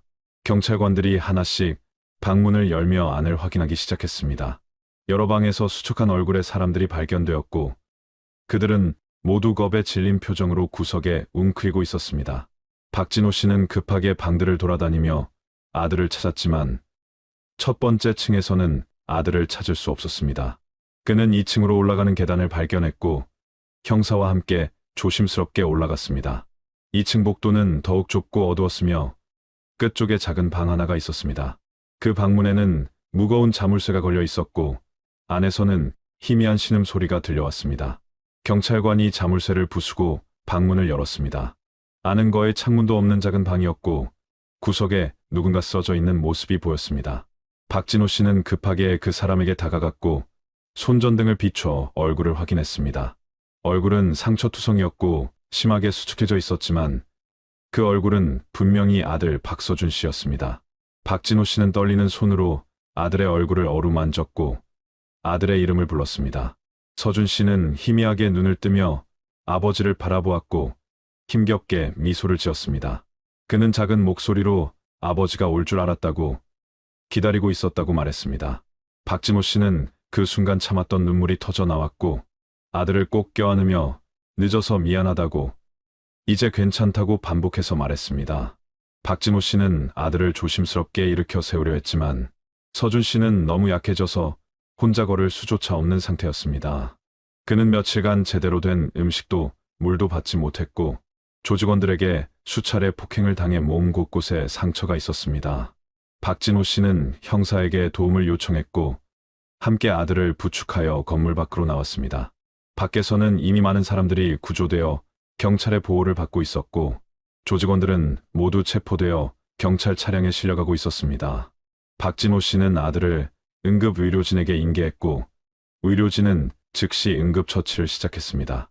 서준 씨는 심한 탈수와 영양실조 상태였으며 몇몇 타박상도 심각했지만 생명에는 지장이 없다는 진단을 받았습니다. 박진호 씨는 아들 곁을 한시도 떠나지 않았습니다. 의료진이 응급처치를 하는 동안에도 아들의 손을 꼭 잡고 있었고 계속해서 괜찮다고 이제 안전하다고 말해주었습니다. 서준 씨는 의식이 오락가락했지만 아버지의 목소리를 듣고 안심하는 듯했습니다. 그는 힘겹게 입을 열어 우연히는 괜찮은지 물었고 박진호 씨는 우연히도 무사히 구조되어 지금 병원에서 치료받고 있다고 안심시켰습니다. 서준 씨는 그 말을 듣고 안도의 표정을 지으며 눈을 감았습니다. 의료진은 서준 씨를 들것에 실어 구급차로 옮겼고 박진호 씨도 함께 구급차에 탑승했습니다. 구급차는 가장 가까운 병원을 향해 출발했습니다. 하지만 국경지대에 오지어서 제대로 된 병원까지는 몇 시간이 걸렸습니다. 그 시간 동안 박진호 씨는 아들의 손을 잡고 계속해서 말을 걸었습니다. 힘들었을 것이라고, 정말 고생했다고, 이제는 모든 게 끝났다고 위로했습니다. 서준 씨는 때때로 눈을 뜨고 아버지를 바라보며 고개를 끄덕였습니다. 그의 눈에는 안도감과 함께 미안함이 가득했습니다. 서준 씨는 작은 목소리로 아버지에게 죄송하다고, 걱정 끼쳐드려서 죄송하다고 말했습니다. 박진호 씨는 그런 말은 하지 말라며 무사히 살아있는 것만으로도 감사하다고 대답했습니다. 병원에 도착한 후 서준 씨는 즉시 응급실로 이송되어 정밀 검사를 받았습니다. 의사들은 전체적인 영양 상태가 매우 나쁘고 몇몇 부상이 있지만 적절한 치료를 받으면 회복할 수 있을 것이라고 진단했습니다. 특히 심리적 트라우마가 심할 수 있으니 신체적 치료와 함께 정신적 치료도 병행해야 한다고 조언했습니다. 박진호 씨는 의사의 모든 지시를 따르겠다고 약속했고 아들이 완전히 회복할 때까지 곁을 지키겠다고 다짐했습니다. 서준 씨는 병실로 옮겨져 링거를 맞으며 잠들었고 박진호 씨는 그 옆 의자에 앉아 밤새 아들을 지켜보았습니다. 다음 날 아침 서준 씨는 조금 더 안정된 상태로 깨어났습니다. 그는 주변을 둘러보며 자신이 병원에 있다는 것을 확인했고 옆에 앉아있는 아버지를 보며 작은 미소를 지었습니다. 박진호 씨는 아들이 깨어난 것을 보고 안도의 한숨을 내쉬었습니다. 서준 씨는 천천히 이야기를 시작했습니다. 자신이 얼마나 어리석었는지 일자리를 찾는다는 명목으로 왔다가 이런 끔찍한 일을 겪게 되었다고, 그리고 그 과정에서 우연히까지 위험에 빠뜨렸다고 자책했습니다. 박진호 씨는 아들의 손을 잡으며 지금은 그런 이야기를 할 때가 아니라고, 일단 회복하는 것이 가장 중요하다고 말했습니다. 서준 씨는 조직에 있을 때의 일들을 조금씩 이야기하기 시작했습니다. 처음에는 호텔 직원으로 일할 수 있다는 약속을 받고 왔지만 도착하자마자 여권을 빼앗기고 좁은 방에 감금되었다고 했습니다. 그곳에서는 강제로 불법 도박 사이트를 운영하는 일을 해야 했고 시키는 대로 하지 않으면 심한 폭행을 당했다고 증언했습니다. 탈출을 시도하려던 사람들은 더욱 끔찍한 처벌을 받았고 그 모습을 보며 모두가 두려움에 떨어야 했다고 말했습니다. 서준 씨는 매일 밤 가족 생각을 하며 버텼고 언젠가는 아버지가 찾아올 것이라는 희망을 놓지 않았다고 고백했습니다. 박진호 씨는 아들의 이야기를 들으며 가슴이 미어지는 고통을 느꼈습니다. 자신의 아들이 그런 끔찍한 경험을 했다는 사실이 믿기지 않았고 더 빨리 찾아내지 못한 것에 대한 자책감이 밀려왔습니다. 하지만 그는 그런 감정을 겉으로 드러내지 않고 아들을 위로하고 격려하는 데 집중했습니다. 그는 아들에게 이제 모든 것이 끝났다고, 다시는 그런 일을 겪지 않을 것이라고 약속했습니다. 또한 이 일을 겪으면서 아들이 보여준 용기와 우정을 자랑스럽게 생각한다고 말했습니다. 특히 우연 씨를 구하기 위해 자신을 희생한 것은 정말 대단한 일이었다고 칭찬했습니다. 며칠 후 서준 씨의 상태가 어느 정도 안정되자 한국으로 귀국하는 절차를 밟기 시작했습니다. 대사관에서는 긴급 여행 증명서를 발급해 주었고 항공권도 준비해 주었습니다. 정연 씨도 병원에서 치료를 마치고 함께 한국으로 돌아갈 준비를 했습니다. 출국 전날 캄보디아 형사가 병원을 방문하여 박진호 씨와 아들을 만났습니다. 형사는 이번 작전을 통해 대규모 인신매매 조직을 검거할 수 있었고 수십 명의 피해자들을 구조할 수 있었다고 보고했습니다.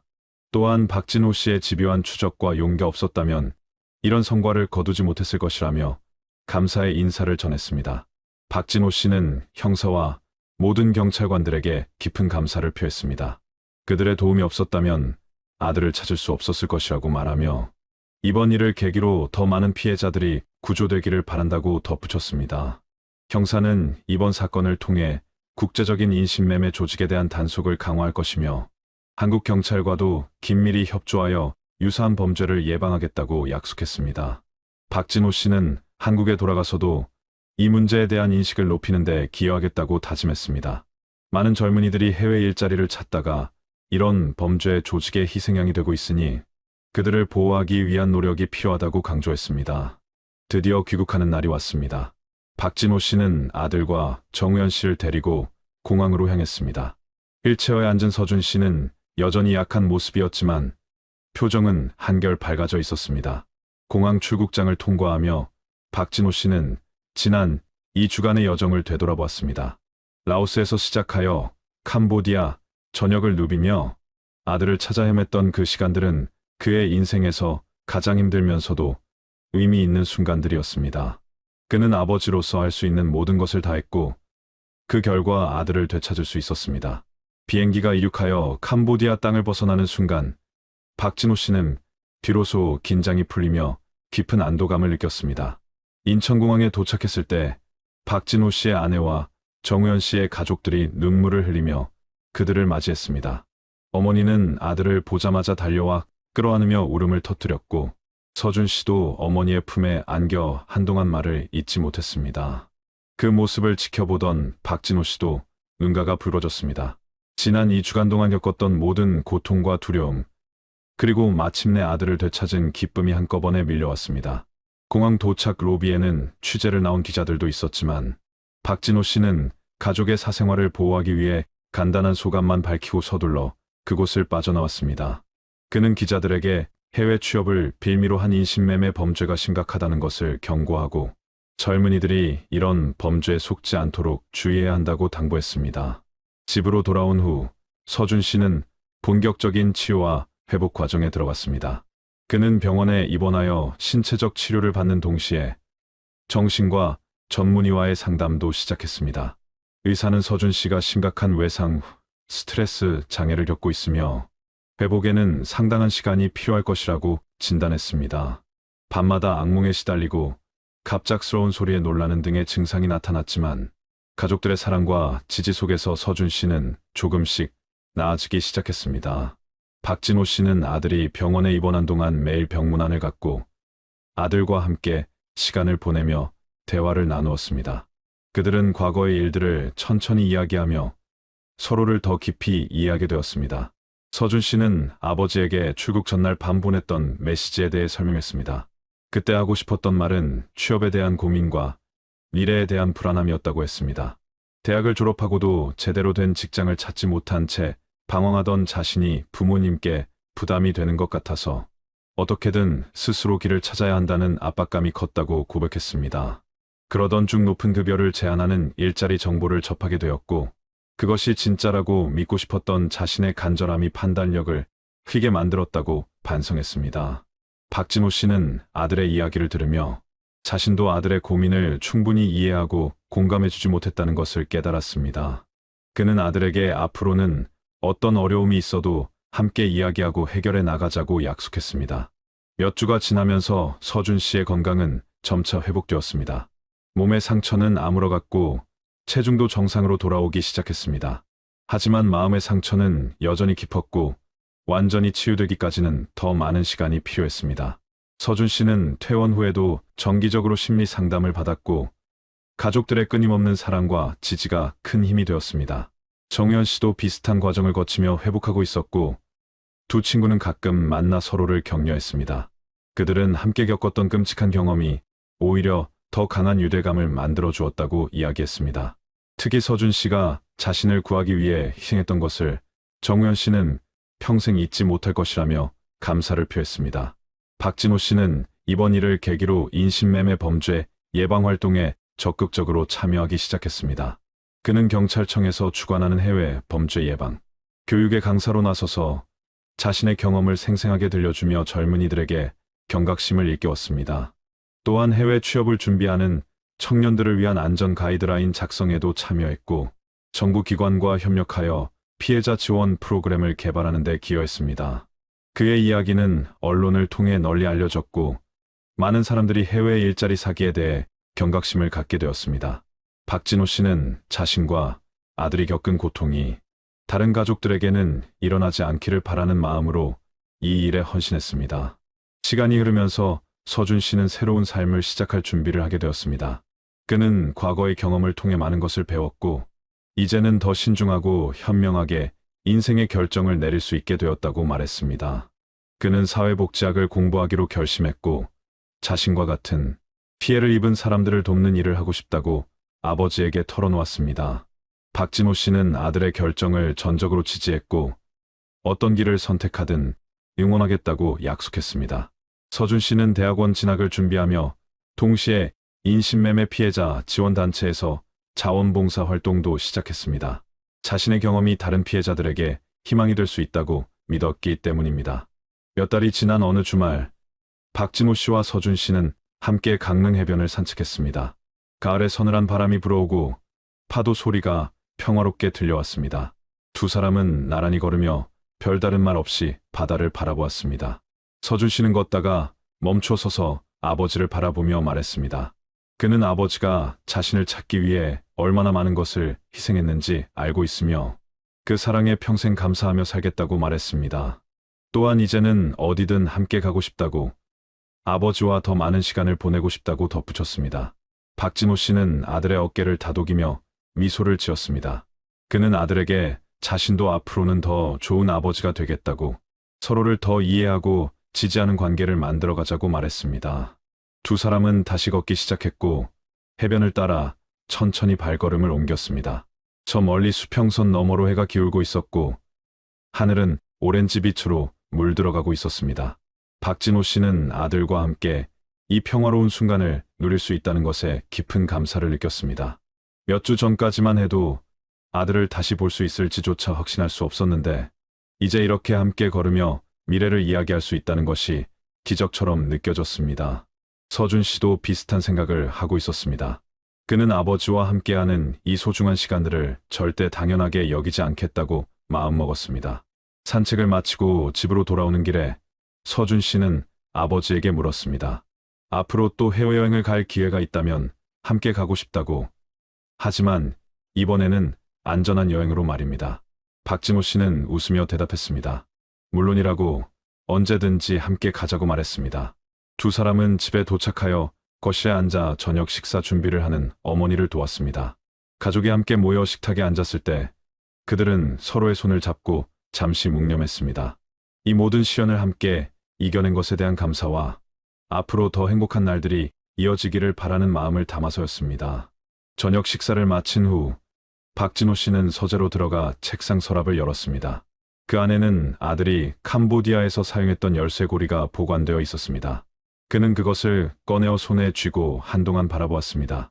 이 작은 물건은 그가 아들을 찾아 헤매던 여정의 상징이었고 포기하지 않았기에 아들을 되찾을 수 있었다는 증거였습니다. 박진호 씨는 열쇠고리를 다시 서랍에 넣으며 생각했습니다. 인생에는 때때로 예상치 못한 시련이 찾아오지만 사랑과 믿음을 잃지 않는다면 그 어떤 어려움도 극복할 수 있다는 것을 이번 경험을 통해 배웠습니다. 그는 창밖을 바라보며 미소를 지었습니다. 아들은 이제 안전하게 집에 있고 가족은 다시 온전해졌으며 앞으로 펼쳐질 새로운 시작을 함께 준비할 수 있다는 사실이 그에게는 무엇보다 큰 축복이었습니다. 이 이야기는 아버지가 아들을 찾아 라오스와 캄보디아 국경을 넘나들며 겪었던 고난의 여정을 담고 있습니다. 그것은 단순히 실종된 아들을 찾는 과정이 아니라 부성애의 깊이와 가족의 소중함을 일깨워주는 기록이었습니다. 박진호 씨는 형사로서의 전문성과 아버지로서의 집념을 발휘하여 절망적인 상황 속에서도 희망을 잃지 않았고 결국 아들을 되찾는 기적을 이루어냈습니다. 그리고 그 과정에서 많은 다른 피해자들도 구조되었으며 국제범죄 조직에 경종을 울리는 계기가 되었습니다. 이제 박진호 씨와 서준 씨는 과거의 고통을 딛고 새로운 삶을 시작했으며 매주 함께 산책하며 서로에게 든든한 지지자가 되어주고 있습니다. 그들의 이야기는 어둠 속에서도 빛을 찾아낸 희망의 메시지이며 가족의 사랑이 얼마나 강력한 힘을 발휘할 수 있는지를 보여주는 감동적인 증거입니다. 끝까지 시청해 주셔서 감사합니다. 2008년 초여름의 남해군은 유난히 풀었습니다.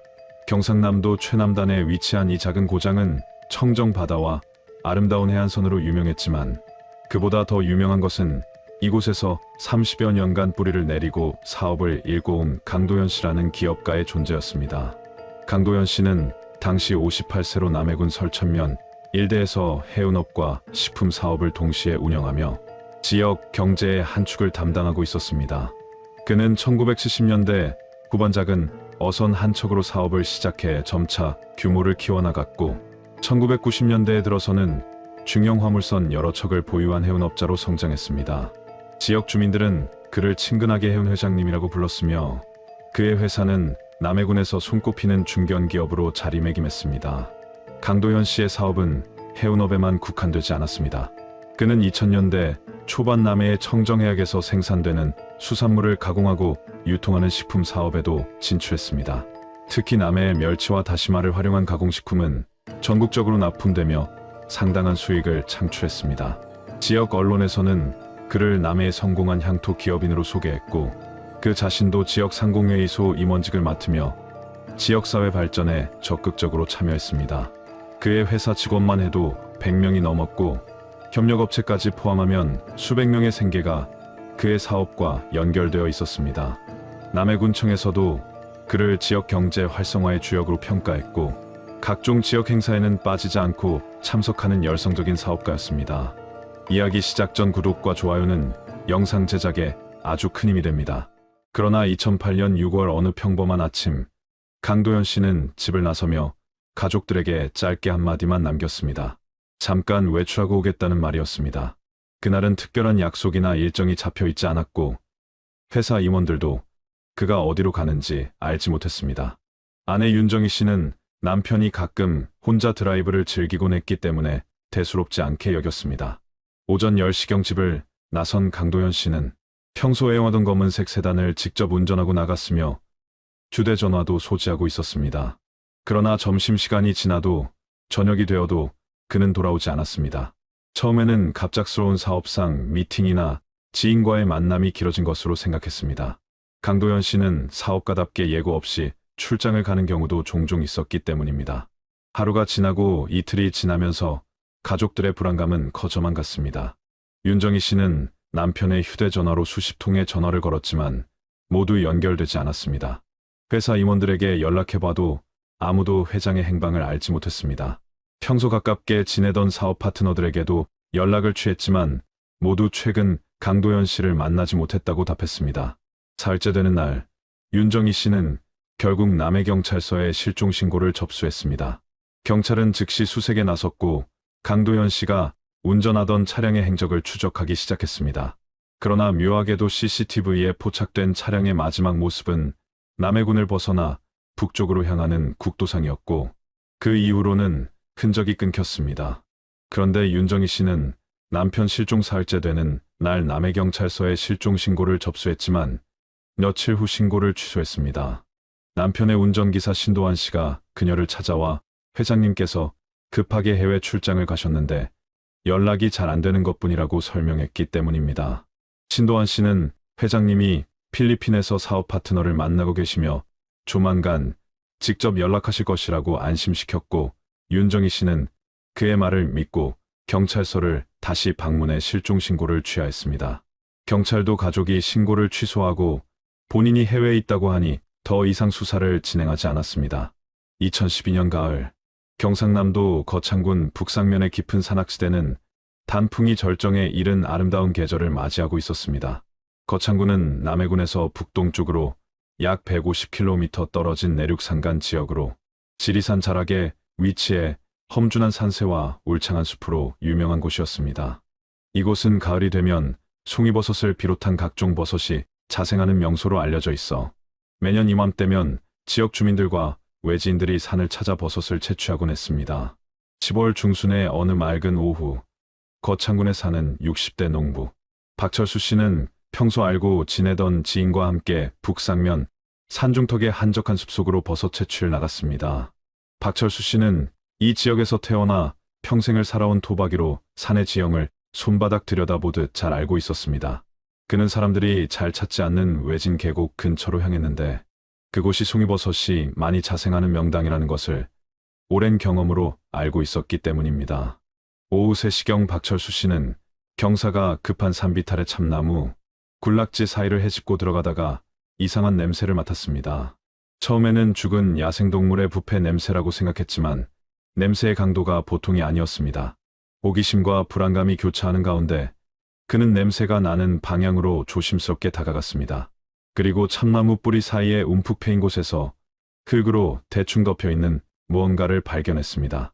낙엽과 흙거미를 조심스럽게 걷어내자 그의 눈앞에는 상상할 수 없는 광경이 펼쳐졌습니다. 흙 속에는 사람의 시신으로 보이는 것이 반쯤 묻혀 있었습니다. 박철수 씨는 순간 숨이 멎는 듯한 충격을 받았고 즉시 뒤로 물러섰습니다. 손이 떨리는 가운데 그는 휴대전화를 꺼내 112에 신고했습니다. 경찰과 소방당국은 신고를 받고 즉시 현장으로 출동했습니다. 거창경찰서 형사팀과 과학수사요원들이 도착했을 때는 이미 해가 서쪽으로 기울고 있었습니다. 현장은 등산로에서도 한참 벗어난 깊은 산속으로 차량 접근이 불가능해 도보로 30분 이상을 올라가야 하는 외진 곳이었습니다. 경찰은 즉시 현장을 봉쇄하고 시신 주변을 정밀하게 조사하기 시작했습니다. 시신은 상당히 부패가 진행된 상태였으며 흙과 낙엽으로 대충 덮여 있었지만 완전히 매장된 것은 아니었습니다. 주변에는 특별한 흔적이나 증거물이 눈에 띄지 않았고 시신이 발견된 위치는 자연적으로 형성된 움푹한 지형이었습니다. 국립과학수사연구원 요원들이 현장에 도착해 시신을 수습하고 정밀 감식에 들어갔습니다. 부패가 상당히 진행되어 육안으로는 신원 확인이 불가능했지만 의료와 소지품을 통해 단서를 찾을 수 있었습니다. 시신이 입고 있던 옷은 고급 정장 재킷과 바지였으며 가죽 구두도 신고 있었습니다. 주머니에서는 부식된 지갑이 발견되었고 그 안에서 훼손된 신분증 조각이 나왔습니다. 현장에서 1차 검시를 진행한 결과 두개골 부위에 심각한 함몰 흔적이 발견되었습니다.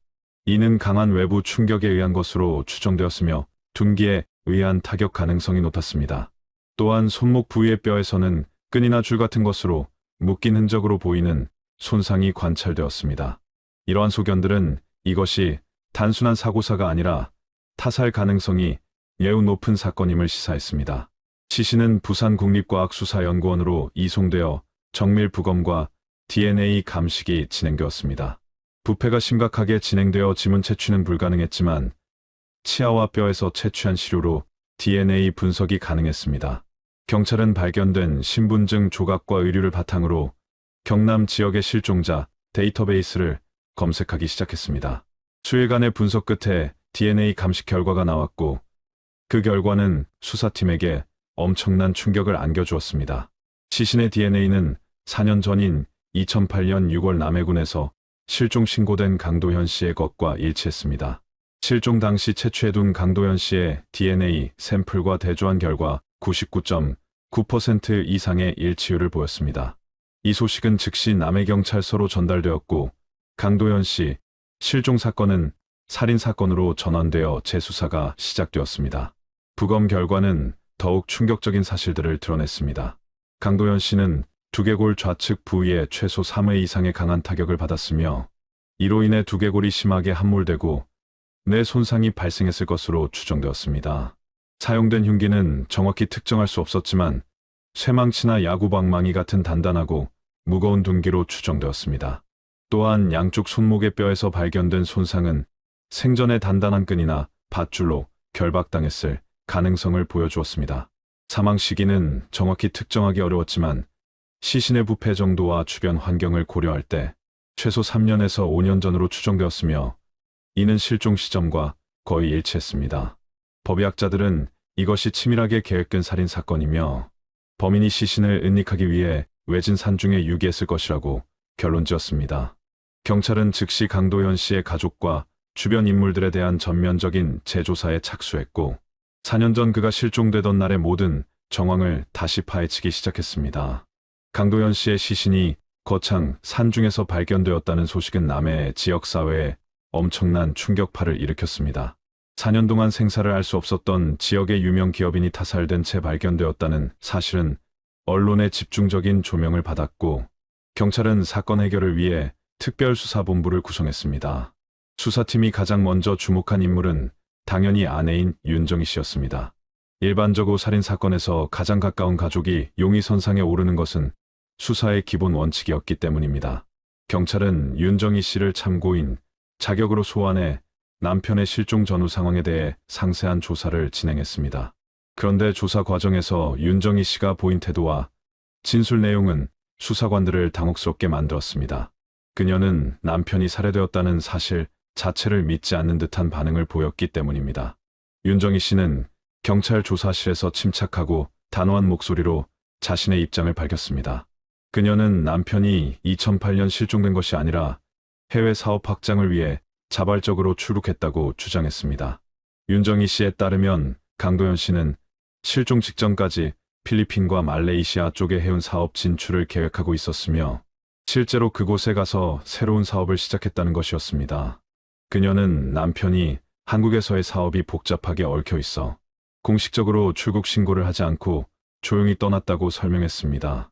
수사관들이 그렇다면 왜 4년 동안 한 번도 직접 연락하지 않았느냐고 묻자 윤정희 씨는 남편이 새로운 삶을 시작하고 싶어 했으며 한국의 복잡한 인간관계에서 벗어나고 싶어 했다고 답했습니다.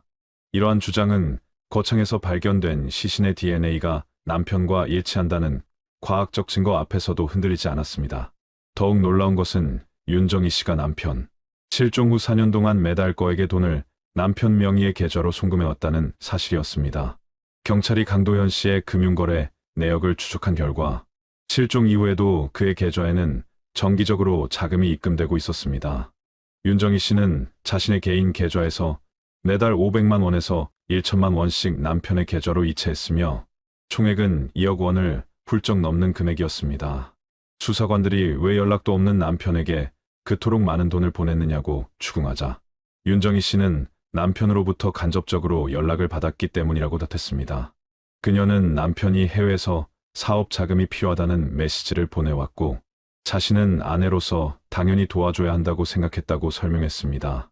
그러나 경찰이 그 연락의 구체적인 내용과 방법을 묻자 윤정희 씨의 답변은 더욱 기묘해졌습니다. 윤정희 씨는 남편으로부터 직접 전화나 문자를 받은 적은 없다고 시인했습니다. 대신 남편의 소식과 요청 사항은 모두 개인 운전기사를 통해 전달받았다고 말했습니다. 그 운전기사는 강도현 씨가 사업을 시작한 초창기부터 20년 넘게 함께 일해온 신도환 씨라는 40대 남성이었습니다. 윤정희 씨에 따르면 신도환 씨는 남편이 해외로 떠나기 전부터 가장 신뢰하던 측근이었으며 남편은 해외에 정착한 후에도 신도환 씨를 통해 한국의 가족과 연락을 유지했다는 것입니다. 신도환 씨는 정기적으로 윤정희 씨를 찾아와 회장님이 잘 지내고 계시며 사업도 순조롭게 진행되고 있다고 전했고 때로는 자금이 필요하다는 메시지도 전달했다고 합니다. 윤정희 씨는 남편을 대신해 회사와 가정의 일을 처리하는 것이 당연하다고 생각했으며 신도환 씨가 전하는 말을 의심할 이유가 없었다고 주장했습니다. 경찰은 즉시 신도환 씨의 소재를 파악하고 그를 긴급 체포했습니다. 신도환 씨는 여전히 남해 지역에 거주하고 있었으며 강도현 씨의 회사와도 계속 관계를 유지하고 있었습니다. 그는 경찰 조사에서도 처음에는 윤정희 씨와 동일한 주장을 펼쳤습니다. 강도현 씨가 해외에서 사업을 하고 있으며 자신은 단지 회장님의 심부름을 할 뿐이라는 것이었습니다. 그러나 경찰이 출입국 기록을 제시하며 압박하자 신도환 씨의 태도에 균열이 생기기 시작했습니다. 수사팀은 강도현 씨와 신도환 씨의 출입국 기록을 철저히 분석했는데 놀랍게도 강도현 씨는 2008년 실종 시점을 전후에 어떠한 출국 기록도 존재하지 않았습니다. 반면 신도환 씨는 2008년 7월부터 필리핀과 말레이시아를 수차례 왕복한 기록이 명확하게 남아 있었습니다. 이는 윤정희 씨와 신도환 씨의 주장과 정면으로 배치되는 증거였습니다. 더욱 결정적인 증거는 차량 운행 기록에서 나왔습니다. 경찰은 강도현 씨가 실종 당일 운전하고 나간 검은색 세단의 이동 경로를 추적했습니다. 당시 설치되어 있던 도로 CCTV와 하이패스 기록을 종합 분석한 결과 해당 차량은 실종 당일 남해를 출발해 북쪽으로 이동했고 거창 방면으로 향하는 것이 포착되었습니다. 그리고 그 이후 3개월 동안 같은 차량이 남해와 거창 사이를 여러 차례 오간 기록이 발견되었는데 문제는 그 차량을 운전한 사람이 강도현 씨가 아니라 신도환 씨였다는 점입니다. 톨게이트와 주유소 CCTV에 찍힌 운전자의 모습은 명백히 신도환 씨였습니다. 강도현 씨 명의의 차량을 신도환 씨가 실종 직후부터 장기간 사용했다는 사실은 두 사람 사이에 무언가 심각한 일이 벌어졌음을 강력하게 시사했습니다.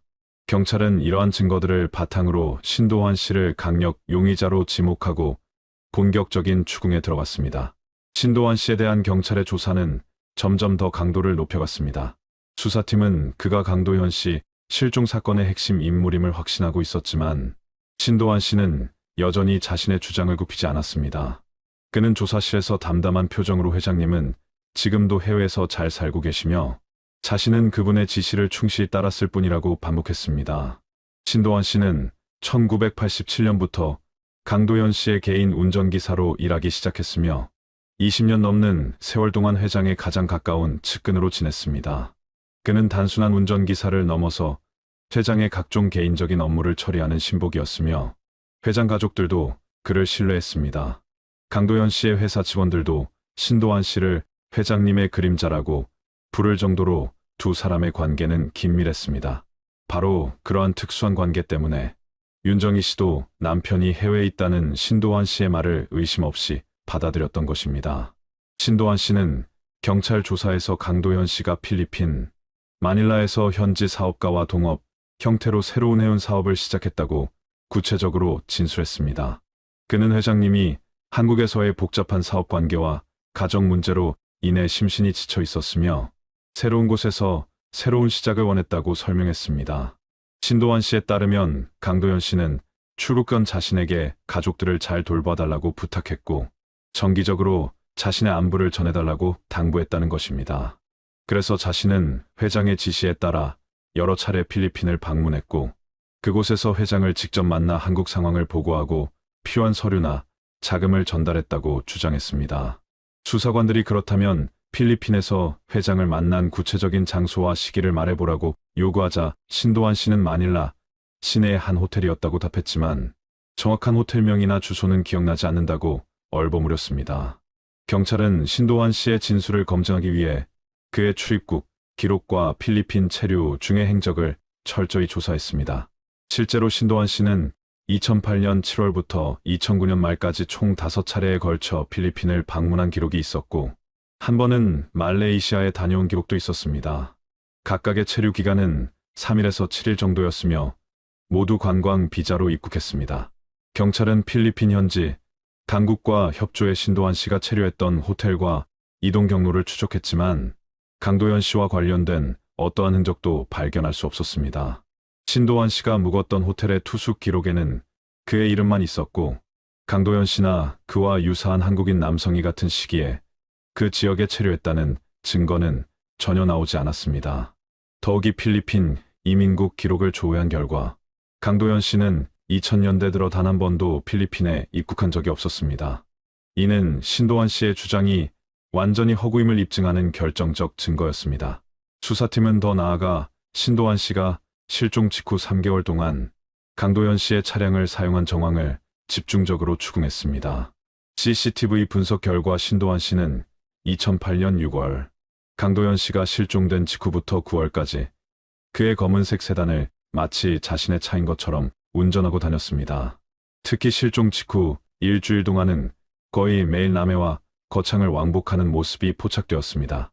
경찰이 그 기간 동안 왜 그토록 자주 거창을 방문했느냐고 묻자 신도환 씨는 처음에는 개인적인 용무였다고 애매하게 답했다가 나중에는 거창에 사는 친척을 만나러 갔다고 진술을 바꿨습니다. 하지만 경찰이 그 친척의 신원을 확인하려 하자 신도환 씨는 말을 흐렸고 명확한 답변을 하지 못했습니다. 더욱 의심스러운 점은 신도환 씨가 2008년 9월 이후 갑자기 그 차량 사용을 중단했다는 사실이었습니다. 차량은 남해의 한 야산 근처에 방치되어 있다가 몇 달 후 지역 주민의 신고로 발견되었습니다. 경찰은 신도환 씨의 금융거래 내역도 면밀히 분석했습니다. 놀랍게도 강도현 씨가 실종된 직후부터 신도환 씨의 계좌에는 평소보다 훨씬 많은 금액의 입출금이 있었습니다. 특히 2008년 7월부터 12월까지 여러 차례에 걸쳐 수백만 원에서 수천만 원에 이르는 큰 돈이 입금되었는데 그 출처를 추적한 결과 대부분이 강도현 씨 명의의 계좌에서 나온 것으로 확인되었습니다. 신도환 씨는 이에 대해 회장님이 필리핀 사업 자금 조달을 위해 한국에 있는 자신의 계좌에서 돈을 인출해달라고 요청했고 자신은 그것을 필리핀으로 가져가 전달했다고 설명했습니다. 하지만 그 거액의 돈을 어떻게 필리핀으로 가져갔는지 구체적인 방법을 묻자 신도환 씨는 현금으로 직접 들고 갔다고 답했는데 이는 외환거래법상 신고 의무를 위반한 것이었고 실제로 그러한 신고 기록도 존재하지 않았습니다. 수사가 진행되면서 더욱 기묘한 사실들이 드러났습니다. 강도현 씨의 회사 관계자들과 거래처, 사람들을 대상으로 한 조사에서 실종 이후 몇 달 동안 강도현 씨로 추정되는 인물이 가끔 목격되었다는 증언이 나왔습니다. 여러 목격자들은 2008년 여름부터 가을 사이 회사 근처나 은행에서 강도현 씨와 비슷한 체격의 남성을 보았다고 진술했지만 얼굴을 정확히 확인한 사람은 아무도 없었습니다. 그 남성은 항상 모자를 깊게 눌러쓰고 선글라스를 착용한 채 서둘러 움직였으며 누가 말을 걸면 고개를 숙이고 피했다고 합니다. 은행 CCTV를 확보해 분석한 결과 강도현 씨 명의의 계좌에서 돈을 인출한 사람은 분명 강도현 씨와 비슷한 키와 체격을 가진 중년 남성이었지만 얼굴은 명확히 식별되지 않았습니다. 경찰은 이것이 신도환 씨가 강도현 씨와 비슷한 체형의 다른 사람을 고용해 강도현 씨가 살아있는 것처럼 위장한 것이 아닌가 하는 의심을 품게 되었습니다. 모든 정황 증거들은 신도환 씨가 무언가 엄청난 거짓말로 사건을 은폐하고 있음을 가리키고 있었고 수사팀은 그에게 더욱 강력한 압박을 가하기 시작했습니다. 신도환 씨에 대한 경찰의 조사는 연일 계속되었고 수사팀은 그를 구속영장 없이 구금할 수 있는 48시간의 시간을 최대한 활용했습니다. 조사 시의 분위기는 점점 더 무거워졌고 신도환 씨의 얼굴에도 피로의 기색이 역력했습니다. 수사관들은 그에게 지금까지 수집한 모든 증거들을 하나하나 제시하며 압박했습니다. 강도현 씨의 출국 기록이 전혀 없다는 사실, 필리핀에서 강도현 씨를 만났다는 주장을 뒷받침할 증거가 전혀 없다는 점, 실종 직후 거창을 수십 차례 왕복한 이유, 강도현 씨의 계좌에서 빼낸 거액의 돈, 그리고 무엇보다 거창 산중에서 발견된 강도현 씨의 시신까지 모든 증거가 신도환 씨를 가리키고 있었습니다. 수사관들은 이제 변명의 여지가 없으니 진실을 말하라고 거듭 촉구했습니다. 신도환 씨는 땀을 흘리며 손을 떨었지만 여전히 자신은 아무것도 모른다는 태도를 유지했습니다. 조사 이틀째 되는 날 밤, 신도환 씨의 심리 상태에 변화가 일어나기 시작했습니다. 수사관들은 그에게 거창에서 발견된 강도현 씨의 시신 사진을 보여주며 이것이 당신이 한 짓이라고 강하게 몰아붙였습니다. 부패된 시신의 끔찍한 모습과 함몰된 두개골, 결박된 손목의 흔적들이 담긴 사진들은 보는 이로 하여금 전율을 느끼게 했습니다. 신도환 씨는 사진을 보더니 고개를 돌리고 눈을 감았습니다. 수사관은 당신이 20년 넘게 모셨던 회장님을 이렇게 참혹하게 죽였다는 사실을 어떻게 부정할 수 있느냐고 소리쳤습니다. 신도환 씨는 한참 동안 아무 말도 하지 못하고 고개를 숙인 채 떨고 있었습니다. 그리고 자정이 가까워질 무렵 그는 갑자기 울음을 터뜨리기 시작했습니다. 40대 중년 남성의 목 놓아 우는 소리가 조사실을 가득 채웠고 수사관들은 드디어 그가 마음의 문을 열기 시작했음을 직감했습니다. 신도환 씨는 한참을 울다가 떨리는 목소리로 입을 열었습니다. 제가 했습니다. 제가 회장님을 죽였습니다. 이 한마디가 나오자 조사실 안은 순간 정적에 휩싸였습니다. 수사관들은 긴장된 표정으로 그의 다음 말을 기다렸습니다. 신도환 씨는 고백을 시작했습니다. 그는 2008년 6월의 그날 밤 일을 떠올리며 진술했습니다. 강도현 씨는 그날 아침 갑자기 신도환 씨에게 전화를 걸어 거창 쪽으로 드라이브를 가고 싶으니 운전을 해달라고 요청했다고 합니다. 신도환 씨는 이상하게 여겼지만 회장의 요청이니 당연히 따랐습니다. 두 사람은 오전에 남해를 출발해 북쪽으로 향했고 점심을 먹은 후 거창 방면으로 계속 달렸습니다. 강도현 씨는 차 안에서 거의 말이 없었고 창밖만 바라보고 있었다고 합니다.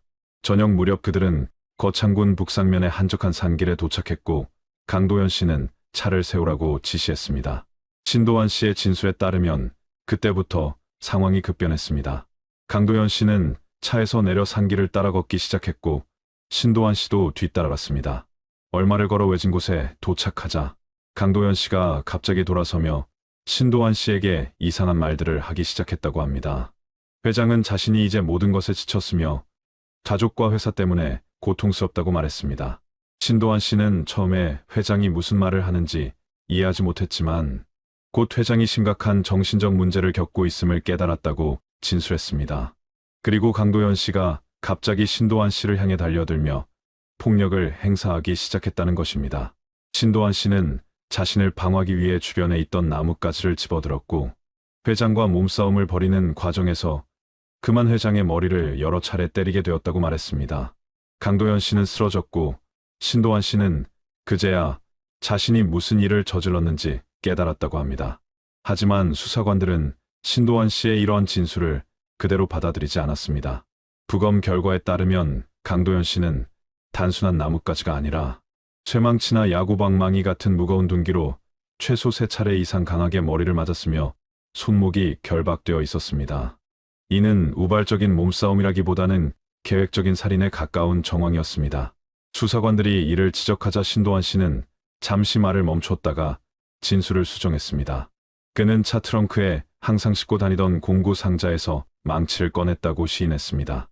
그리고 회장이 쓰러진 후에도 완전히 죽었는지 확인하기 위해 추가로 머리를 때렸다고 고백했습니다. 손목을 묶은 것은 회장이 깨어날까봐 두려워서였다고 설명했습니다.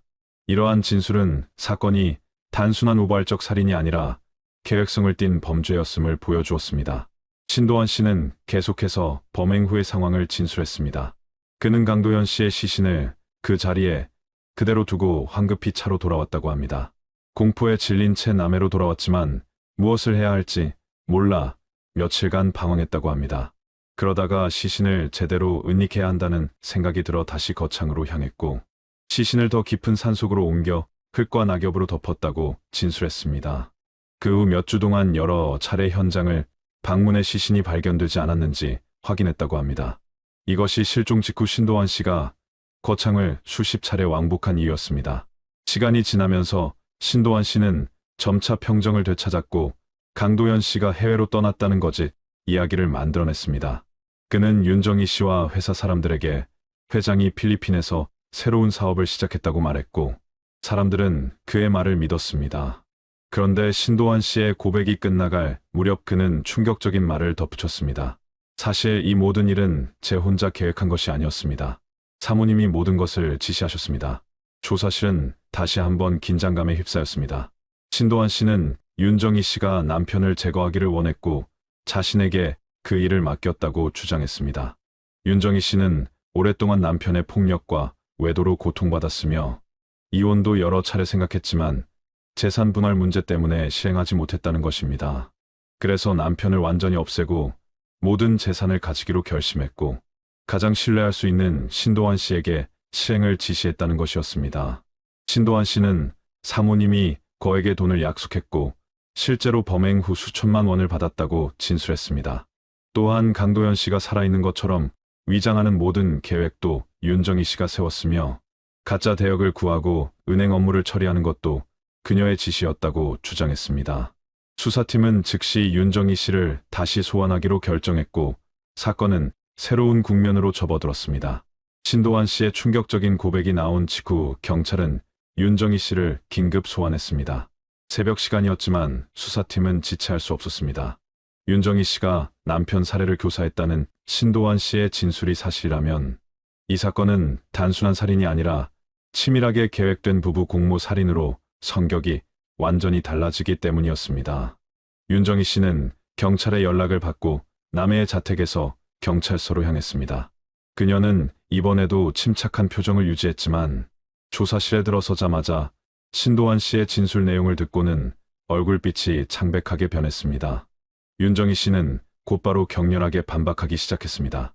그녀는 신도환 씨가 자신의 죄를 덮기 위해 무고한 사람을 끌어들이고 있다며 목소리를 높였습니다. 그녀는 자신은 남편 살해와 전혀 관련이 없으며 오히려 신도환 씨에게 속은 피해자라고 강력히 주장했습니다. 윤정희 씨는 수사관들 앞에서 자신과 남편의 결혼 생활에 대해 상세히 이야기하기 시작했습니다. 그녀는 강도연 씨와 30년 넘게 결혼 생활을 유지해왔지만 그 세월이 결코 행복하지만은 않았다고 털어놓았습니다. 강도연 씨는 사업 초기에는 온화하고 가정적인 남편이었지만 사업이 커지고 돈이 많아지면서 점차 변해갔다고 합니다. 그는 술을 자주 마시기 시작했고 술에 취하면 폭력적으로 변했습니다. 윤정희 씨는 여러 차례 남편에게 맞았으며 한 번은 갈비뼈가 부러져 병원 신세를 진 적도 있다고 주장했습니다. 하지만 지역 유지인 남편의 체면을 생각해 경찰에 신고하거나 주변에 알리지 않았다고 합니다. 또한 강도연 씨는 2000년대 들어 여러 여성들과 부적절한 관계를 맺었으며 윤정희 씨는 이 사실을 알고도 참고 살았다고 진술했습니다. 그녀는 자녀들이 아직 어렸고 이혼하면 재산, 분할 문제로 가족 모두가 어려움을 겪을 것이라 생각해 참았다고 설명했습니다. 윤정희 씨는 더 나아가 남편이 정신적으로 불안정했다는 주장도 펼쳤습니다. 그녀에 따르면 강도연 씨는 2007년경부터 우울증과 조울증 증세를 보이기 시작했으며 감정 기복이 심했다고 합니다. 때로는 며칠씩 방에 틀어박혀 나오지 않았고 때로는 이유 없이 흥분해서 물건을 집어던지거나 소리를 지르기도 했습니다. 윤정희 씨는 남편을 정신과 병원에 데려가려 했지만 강도연 씨는 자신은 정상이라며 완강히 거부했다고 합니다. 주변 사람들은 회장님이 사업 스트레스 때문에 예민해진 것이라고 생각했지만 가족들은 그가 심각한 정신질환을 앓고 있다고 의심했습니다. 윤정희 씨는 실종 당일 아침 남편이 외출하겠다고 했을 때도 어디론가 훌쩍 떠나고 싶다는 말을 종종 했던 터라 크게 이상하게 여기지 않았다고 설명했습니다. 그녀는 남편이 혼자만의 시간을 가지려는 것이라 생각했고 곧 돌아올 것이라 믿었다는 것입니다. 윤정희 씨는 신도환 씨가 남편을 죽였다는 사실을 전혀 몰랐으며 4년 동안 그의 거짓말에 속아왔다고 강조했습니다. 그녀는 신도환 씨가 남편이 해외에 있다고 말했을 때 의심할 이유가 없었다고 주장했습니다. 신도환 씨는 20년 넘게 남편을 보좌해온 충실한 측근이었고 가족처럼 신뢰했던 사람이었기 때문입니다. 신도환 씨는 정기적으로 윤정희 씨를 찾아와 회장님이 필리핀에서 사업을 잘 진행하고 계시며 가족 걱정 말라는 안부를 전했다고 합니다. 때로는 회장님의 목소리를 녹음했다며 핸드폰으로 짧은 음성 파일을 들려주기도 했는데 윤정희 씨는 그것이 정말 남편의 목소리라고 믿었다고 진술했습니다. 신도환 씨는 회장님이 사업 자금이 필요하다고 하시니 계좌로 송금해달라고 요청했고 윤정희 씨는 남편을 돕는다는 생각으로 거액을 이체했습니다. 그녀는 자신이 보낸 돈이 실제로는 신도환 씨의 주머니로 들어갔다는 사실을 전혀 몰랐다고 주장했습니다. 윤정희 씨는 신도환 씨가 자신을 범행에 끌어들이려는 이유에 대해서도 분석했습니다. 그녀는 신도환 씨가 혼자서 모든 죄를 뒤집어 쓰기 두려워 공범을 만들어내려는 것이라고 주장했습니다. 특히 윤정희 씨가 남편의 재산을 상속받게 되면서 자신이 범행의 배후로 지목되면 재산을 빼앗을 수 있다고 생각한 것 같다고 분석했습니다. 윤정희 씨는 신도환 씨가 진술한 거에게 살해금을 받았다는 주장도 완전히 거짓이라고 반박했습니다. 그녀는 신도환 씨에게 준 돈은 모두 남편의 사업을 위한 것이었으며 개인적으로 돈을 준 적은 없다고 잘라 말했습니다. 경찰이 신도환 씨의 계좌로 입금된 거액의 돈을 지적하자 윤정희 씨는 그것은 모두 남편 명의의 계좌에서 나간 것이며 자신은 신도환 씨가 그 돈을 필리핀의 남편에게 전달한다고 믿었다고 설명했습니다.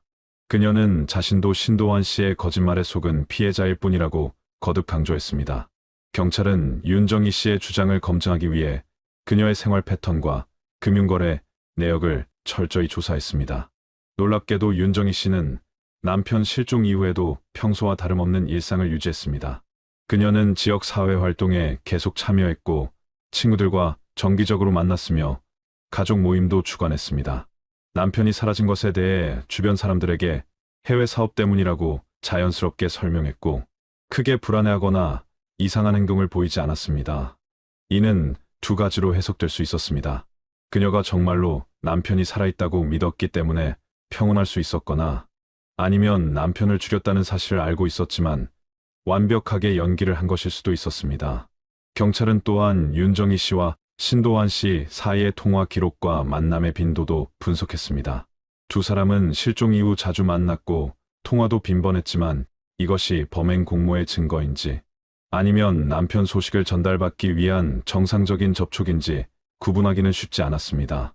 수사팀은 결정적인 물증이나 증인을 찾기 위해 더욱 깊이 파고들었지만 윤정희 씨의 관여를 입증할 직접적인 증거를 찾는 것은 쉽지 않았습니다.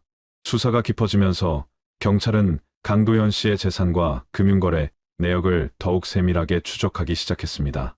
사건의 진실을 밝히기 위해서는 돈의 흐름을 파악하는 것이 무엇보다 중요했기 때문입니다.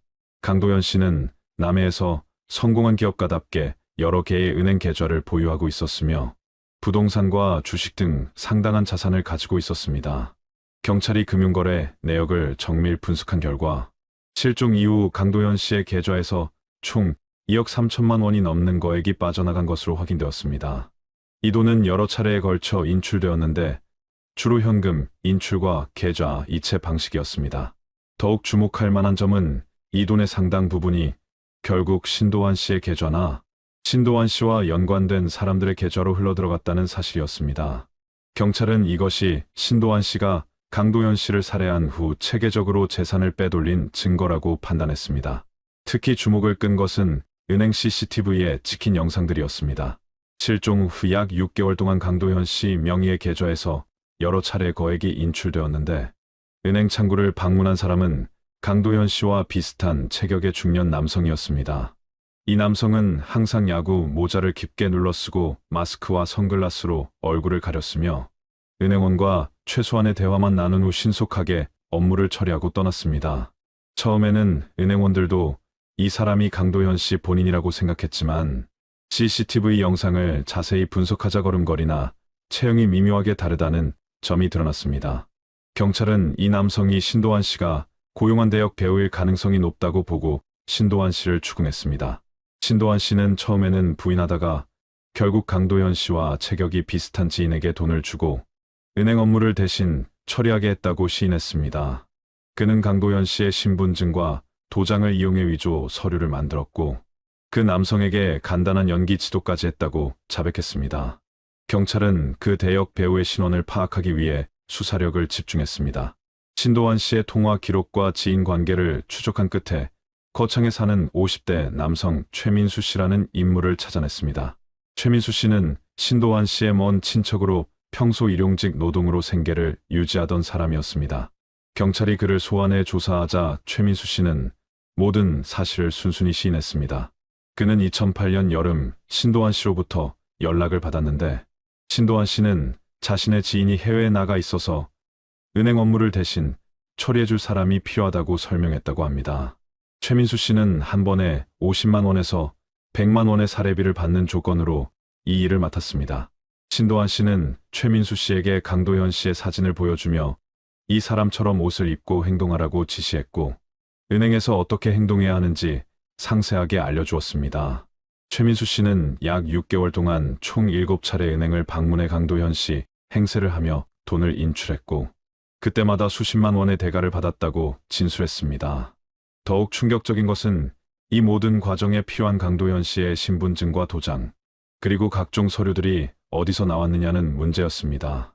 신도환 씨는 단순한 운전기사에 불과했기 때문에 회장의 개인 서류들을 함부로 가져갈 수 없는 처지였습니다. 경찰은 이 부분에서 윤정희 씨의 개입 가능성을 강하게 의심했습니다. 신도환 씨를 다시 추궁하자 그는 모든 서류와 도장을 사모님으로부터 받았다고 진술했습니다. 윤정희 씨가 남편의 서재에서 신분증과 인감도장, 통장과 각종 계약 서류들을 꺼내 신도환 씨에게 건네주었으며 필요할 때마다 추가 서류도 제공했다는 것입니다. 신도환 씨는 사모님이 회장님께서 해외에서 사업하시는 동안 국내 업무를 처리하기 위해 필요하다고 말씀하셨다고 진술했습니다. 이러한 증언은 윤정희 씨가 단순히 속은 것이 아니라 적극적으로 범행에 가담했을 가능성을 시사하는 중요한 대목이었습니다. 경찰은 윤정희 씨를 다시 소환해 신도환 씨와 최민수 씨의 진술 내용을 제시하며 추궁했습니다. 윤정희 씨는 여전히 침착한 태도를 유지하며 자신의 입장을 밝혔습니다. 그녀는 신도환 씨에게 남편의 서류들을 건네준 것은 사실이라고 시인했습니다. 하지만 그것은 범행을 돕기 위해서가 아니라 신도환 씨의 거짓말을 믿었기 때문이라고 설명했습니다. 윤정희 씨에 따르면 신도환 씨는 회장님이 필리핀에서 사업을 진행하시는데 한국에서 자금을 인출하거나 서류를 처리해야 할 일이 생겼다며 신분증과 도장이 필요하다고 요청했다고 합니다. 윤정희 씨는 남편이 해외에 있으니 당연히 대리인이 업무를 처리해야 한다고 생각했고 20년 넘게 신뢰해온 신도환 씨의 말을 의심하지 않았다는 것입니다. 그녀는 자신이 서류를 건넨 것이 결과적으로 범죄에 이용된 것은 사실이지만 그 당시에는 남편이 살아있다고 믿었기 때문에 전혀 문제가 될 줄 몰랐다고 주장했습니다. 윤정희 씨는 또한 강도현 씨의 계좌에서 빠져나간 거액의 돈에 대해서도 해명했습니다. 그녀는 그 돈이 모두 남편의 해외 사업 자금으로 사용될 것이라고 믿었다고 말했습니다.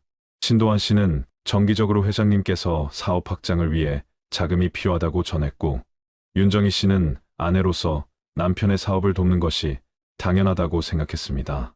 그녀는 자신도 상당한 개인 재산을 가지고 있었지만 남편 명의의 계좌에서 돈이 나가는 것을 막지 않았고 오히려 필요하면 자신의 돈까지 보태줄 준비가 되어 있었다고 진술했습니다. 윤정희 씨는 만약 자신이 정말로 남편을 죽이고 재산을 노렸다면 굳이 2억 원이 넘는 거액을 신도환 씨에게 빼앗길 이유가 없지 않느냐고 반문했습니다. 이는 나름 설득력 있는 논리였습니다. 검찰과 경찰은 윤정희 씨가 정말로 신도환 씨에게 속은 것인지 아니면 치밀하게 연기를 하고 있는 것인지 판단하기 어려웠습니다. 수사팀은 두 사람 사이의 공모 관계를 입증할 결정적인 증거를 찾기 위해 계속해서 조사를 진행했지만 명확한 물증을 확보하는 것은 쉽지 않았습니다. 수사가 진행되면서 경찰은 신도환 씨가 얼마나 치밀하게 강도현 씨가 살아있는 것처럼 위장 공작을 펼쳤는지 하나씩 밝혀내기 시작했습니다. 이것은 단순히 한두 번의 거짓말로 끝나는 수준이 아니라 무려 6개월 이상에 걸쳐 체계적으로 진행된 정교한 연극이었습니다. 신도환 씨는 강도현 씨를 살해한 직후부터 즉시 은폐 작업에 착수했던 것으로 보입니다. 그는 우선 시신을 거창 산중에 유기한 후 남해로 돌아와 평소와 다름없이 행동했습니다. 회사 직원들이나 주변 사람들에게는 회장님이 급한 사업 때문에 출장을 가셨다고 자연스럽게 말했고 아무도 의심하지 않았습니다. 신도환 씨는 20년 넘게 강도현 씨의 측근으로 일하며 회장의 모든 일정과 습관을 꿰뚫고 있었기 때문에 그가 하는 말은 충분한 신뢰성을 가졌습니다. 실종 초기 며칠 동안은 회장이 곧 돌아올 것처럼 말했지만 일주일이 지나면서 회장이 해외 사업을 검토 중이라는 식으로 이야기를 조금씩 갖고 나갔습니다. 신도환 씨의 가장 교묘한 수법은 강도현 씨의 목소리를 흉내내거나 녹음한 음성 파일을 활용한 것이었습니다. 경찰 조사에서 밝혀진 바에 따르면 신도환 씨는 과거 강도현 씨가 일상적인 대화를 나누던 중 휴대전화로 몰래 녹음해둔 음성 파일들을 가지고 있었습니다. 그는 이 파일들을 편집해서 마치 회장이 최근에 남긴 음성 메시지처럼 윤정희 씨나 회사 관계자들에게 들려주었습니다. 여보 잘 지내고 있소나 사업이 좀 복잡해서 시간이 걸릴 것 같소 같은 단편적인 문장들을 조합해 만든 음성 파일은 기술적으로 세련되지는 않았지만 유족들의 간절한 바람과 신뢰 때문에 의심받지 않았습니다. 윤정희 씨는 나중에 경찰 조사에서 남편의 목소리를 들었을 때 약간 어색하다고 느꼈지만 해외 전화 연결 상태가 좋지 않아서 그런 것이라고 생각했다고 진술했습니다. 신도환 씨는 이러한 음성 파일을 한 달에 한두 번씩 들려주며 회장이 살아있다는 인상을 심어주었습니다. 더욱 놀라운 것은 신도환 씨가 강도현 씨와 체격이 비슷한 최민수 씨를 섭외해 장기간에 걸쳐 체계적으로 은행 업무를 처리하게 한 점이었습니다. 신도환 씨는 최민수 씨를 처음 만났을 때부터 이 일이 단 한 번으로 끝나지 않을 것임을 알고 있었던 것 같습니다. 그는 최민수 씨에게 강도현 씨의 사진과 평소 복장을 보여주며 최대한 비슷하게 연기하라고 지시했습니다. 최민수 씨는 키가 175cm 정도로 강도현 씨와 비슷했고 체격도 유사했기 때문에 모자와 선글라스로 얼굴을 가리면 은행 창구 직원들도 쉽게 구분하지 못했습니다. 신도환 씨는 최민수 씨를 데리고 실제 은행 방문 전에 여러 차례 리허설을 했습니다. 은행에 들어서는 방법부터 창구 직원과 대화하는 톤, 서류를 제출하는 방식까지 세세하게 연습시켰습니다. 최민수 씨는 말을 최소화하고 필요한 경우에만 짧게 대답하도록 훈련받았으며 업무가 끝나면 신속하게 은행을 빠져나가도록 지시받았습니다. 신도환 씨와 최민수 씨는 2008년 7월부터 12월까지 총 7차례에 걸쳐 남해와 인근 도시의 여러 은행 지점을 방문했습니다. 매번 방문할 때마다 다른 지점을 선택해 같은 직원과 마주칠 가능성을 줄였고 한 번에 너무 큰 금액을 인출하지 않고 500만 원에서 1천만 원 정도씩 나눠서 인출했습니다. 이렇게 분산해서 인출하면 은행 측의 의심을 피할 수 있었기 때문입니다. 신도환 씨는 강도현 씨의 인감도장과 신분증을 이용해 출금 신청서를 작성했고 최민수 씨가 그것을 창구에 제출하는 방식으로 진행했습니다. 놀랍게도 단 한 번도 은행 직원이 본인 확인을 의심하거나 문제를 제기하지 않았습니다. 당시는 지금처럼 생체 인증이나 영상통화 같은 보안 시스템이 보편화되지 않았던 시기였고 신분증과 도장만 있으면 비교적 쉽게 거액을 인출할 수 있었습니다. 인출된 돈은 대부분 현금으로 받았고 일부는 신도환 씨 명의의 계좌나 그가 지정한 다른 계좌로 이체되었습니다. 이 기간 동안 신도환 씨는 윤정희 씨에게도 정기적으로 보고를 올렸습니다. 그는 윤정희 씨를 만날 때마다 회장님께서 필리핀에서 잘 지내고 계시며 사업도 순조롭게 진행되고 있다고 전했습니다.